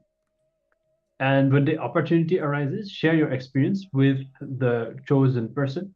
Be open and authentic about your emotions, your insights, and allowing the person to see the intensity of the moment. So you understand the whole point is to decide how we are going to be enriching someone about a powerful experience that we had. And this is the moment now when you decide how you are going to do that. So the whole point is, all of us would have already shared experiences with people and all that, but we may never have done it with the context of enriching that we are learning now, the spiritual context. So here, through these steps, we plan on how we will enrich someone else, and then we will also witness and reflect on the consequences, how we feel after that, and then how we can apply enriching as a strategy for our lives.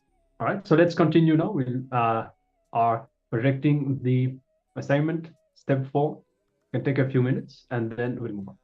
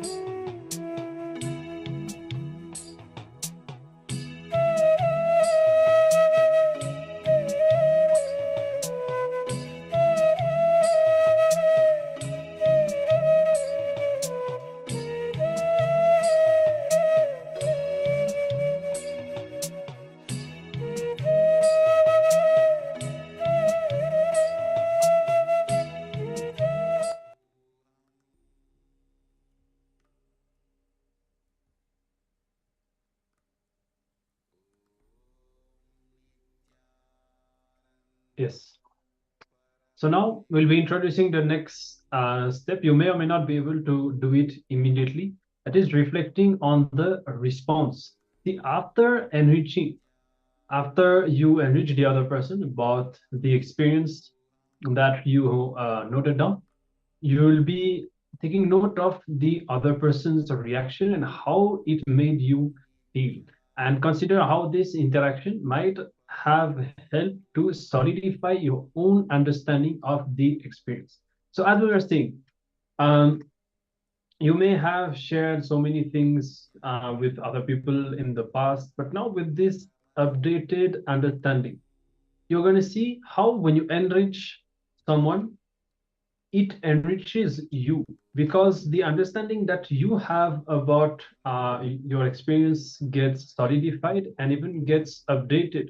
See, you will have your own understanding about how it has helped you, but also you may find that when you share that with somebody else, it will help you to relate. For example, for you, sometimes we feel that something is not that great, you may have experienced some completion or some breakthrough, and you may be feeling that, yeah, it's okay, it's not that great. But when you share it with somebody else, you may realize that for that person it may be unconceivable, it may be something absolutely incredible. So when you share it with someone, it will also help you to ground this experience, so that not only it will last with you, you will remember it because you have shared it. That is when one thing that Swamiji shares, you need to enrich and share your experience so that you will remember it. That is the first point. And it will allow your understanding to get grounded, to get updated based on the other person's reaction. All right. So you can take note of this. Make sure to complete the exercise as soon as you can. If you have a few minutes, maybe even before the darshan, you can just give a call, to the person whom you have chosen, and share your experience, and then take note of the reaction, and then reflect on how enriching has helped you and how you should make it as a strategy in your life. All right. So with this, we will be moving on. This was our, we have explored the 4 powers. This was the 4th, enriching. And now we'll be having another session of the power manifestation today, the power of body scanning. We have scanned for, we have altered our pulse. This was the first, the previous progression of the power that we have practiced. Now we will be scanning for the blood group of another person. So you'll be partnering with someone either in the Zoom, or if you have someone near you who you don't know the blood group of. Or one thing that you can even do for this power, actually, you can choose any famous person, someone, celebrity, and then you will be scanning for their blood group, and you can verify that online as well. That is also an option that you have. So through the third eye, you will be identifying their blood group. And actually, when you become adept with this power, you may be able to see even more details about the blood condition or anything that's related to that person. So let us see what the third eye reveals to us. So you can get ready as a partner, or choose which famous person, whoever you are going to be scanning. And when you are ready, you can prepare yourself to enter the power manifestation. Sit with your head, neck, and spine in a straight line, and focus on the third eye. Remember Swamiji in your inner space, and chant the Mahavakya, Om Nityananda Paramashivoham. You can keep your eyes closed or open as you like. And through the third eye, identify the blood group of the person you are scanning. Let's begin.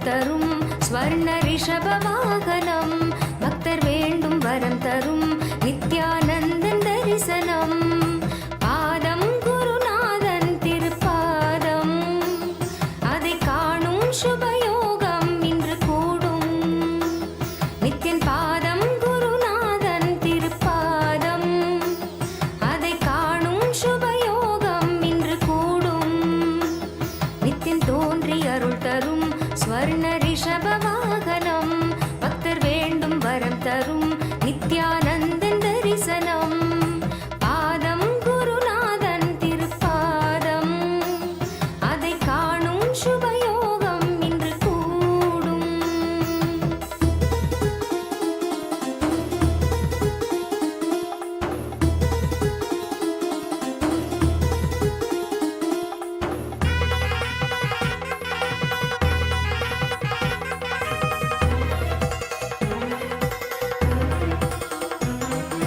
கருணை எனும் கோலால் மோகம் தனை வீழ்த்தும் உருக்கும் என் பாசங்களை இல்லாமலே நீக்கும் நித்யானந்தன் அவன் ரூபம் அது காணும் உயர் தியானம் மெய் ஞானம் எனும் வாழ்வில் உனை தானாய் கொண்டு சேர்க்கும் குருவே சிவமாகும் நித்ய குருவே இறை ரூபம் குருவே சிவமாகும் குருவே இறை ரூபம் யுகம் யாவிலும் குருநாதன் என்றே தோன்றி கரை சேர்க்கும் பாதம் குருநாதன் திருப்பாதம் அதை காணும் சுபயோகம் இன்று கூடும் நித்தியன் பாதம் குருநாதன் திருப்பாதம் அதை காணும் சுபயோகம் இன்று கூடும்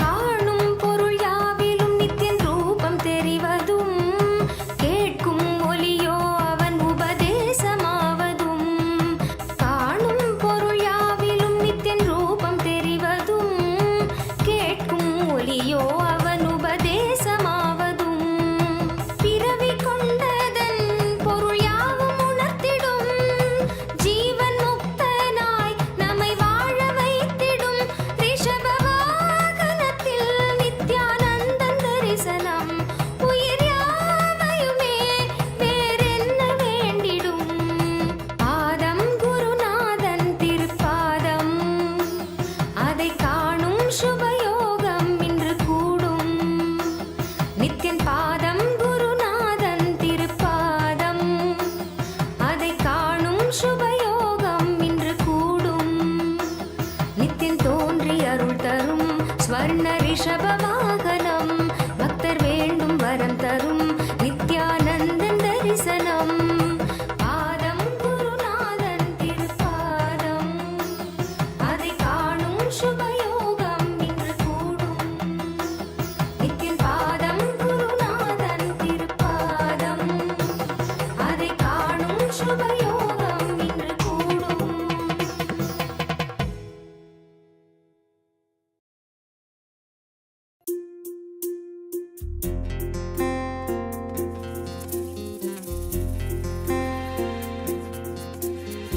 ஆதிசிவன் ஆதி அந்தமில்லாதொரு ஜோதி வடிவமாய் வந்து நின்றார் ஆதிசிவன் ஆதி அந்தமில்லாதொரு ஜோதி வடிவமாய் வந்து நின்றார் ஐந்தோழில் செய்தொழித்தான் அந்த வருத்தம் தீர்த்திட உலகம் வந்தான் அக்கைக்கு தேக்கைகள் அடித்திடும் போது சதாசிவன் என்னும் நினைவு கொண்டார் மாயை மக்களை மயக்கும் போது ஈசானத்தான் என்னும் நினைப்பும் கொண்டார் கண்கள் ககனம் காத்திடும் வேளையில் விட்டுருவாய் வந்து தானாய் நின்றான் ஆகாத மனிதரை அழித்திடும் வேளையில் ஆகி நின்றான் அவன் ருத்திரனான் ஆதிசிவன் ஆதி அந்தமில்லாதொரு ஜோதி வடிவமாய் வந்து நின்றான்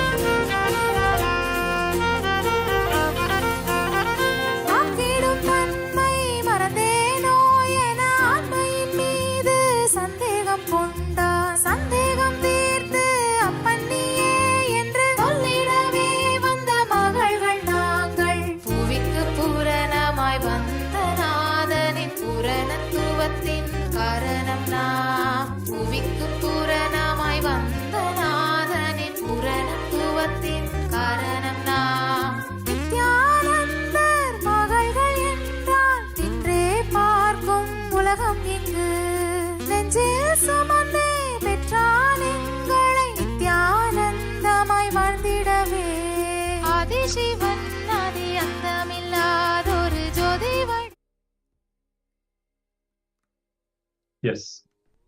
So you can now verify if you were successful in identifying the blood group, either of your partner, or if you were scanning for some famous person, you can Google and verify. You can check if you were right, if what you saw was accurate. And you can share your results with us in the chat as well, so that you can know your progress. And you can go ahead. You can check if you were right and if you successfully identified the blood group. And meanwhile, we'll be starting the next session. We anticipate the darshan preparations to begin. So we'll be starting the next session. You can share in the meantime in the Zoom chat. We'll be there attending to the chat and seeing your reply. And this next session now, as we have covered all the 4 tattvas one by one, the next session is going to be about how these 4 tattvas make you Sadashiva, Paramashiva. How, when you imbibe these 4 tattvas in your life, you start manifesting powers, and how it empowers you to have a complete control of your life and manifest the reality that you want. All right. So this is going to be the theme of this next session. Please come to this space of listening and let's imbibe the revelations from Swamiji himself in this next.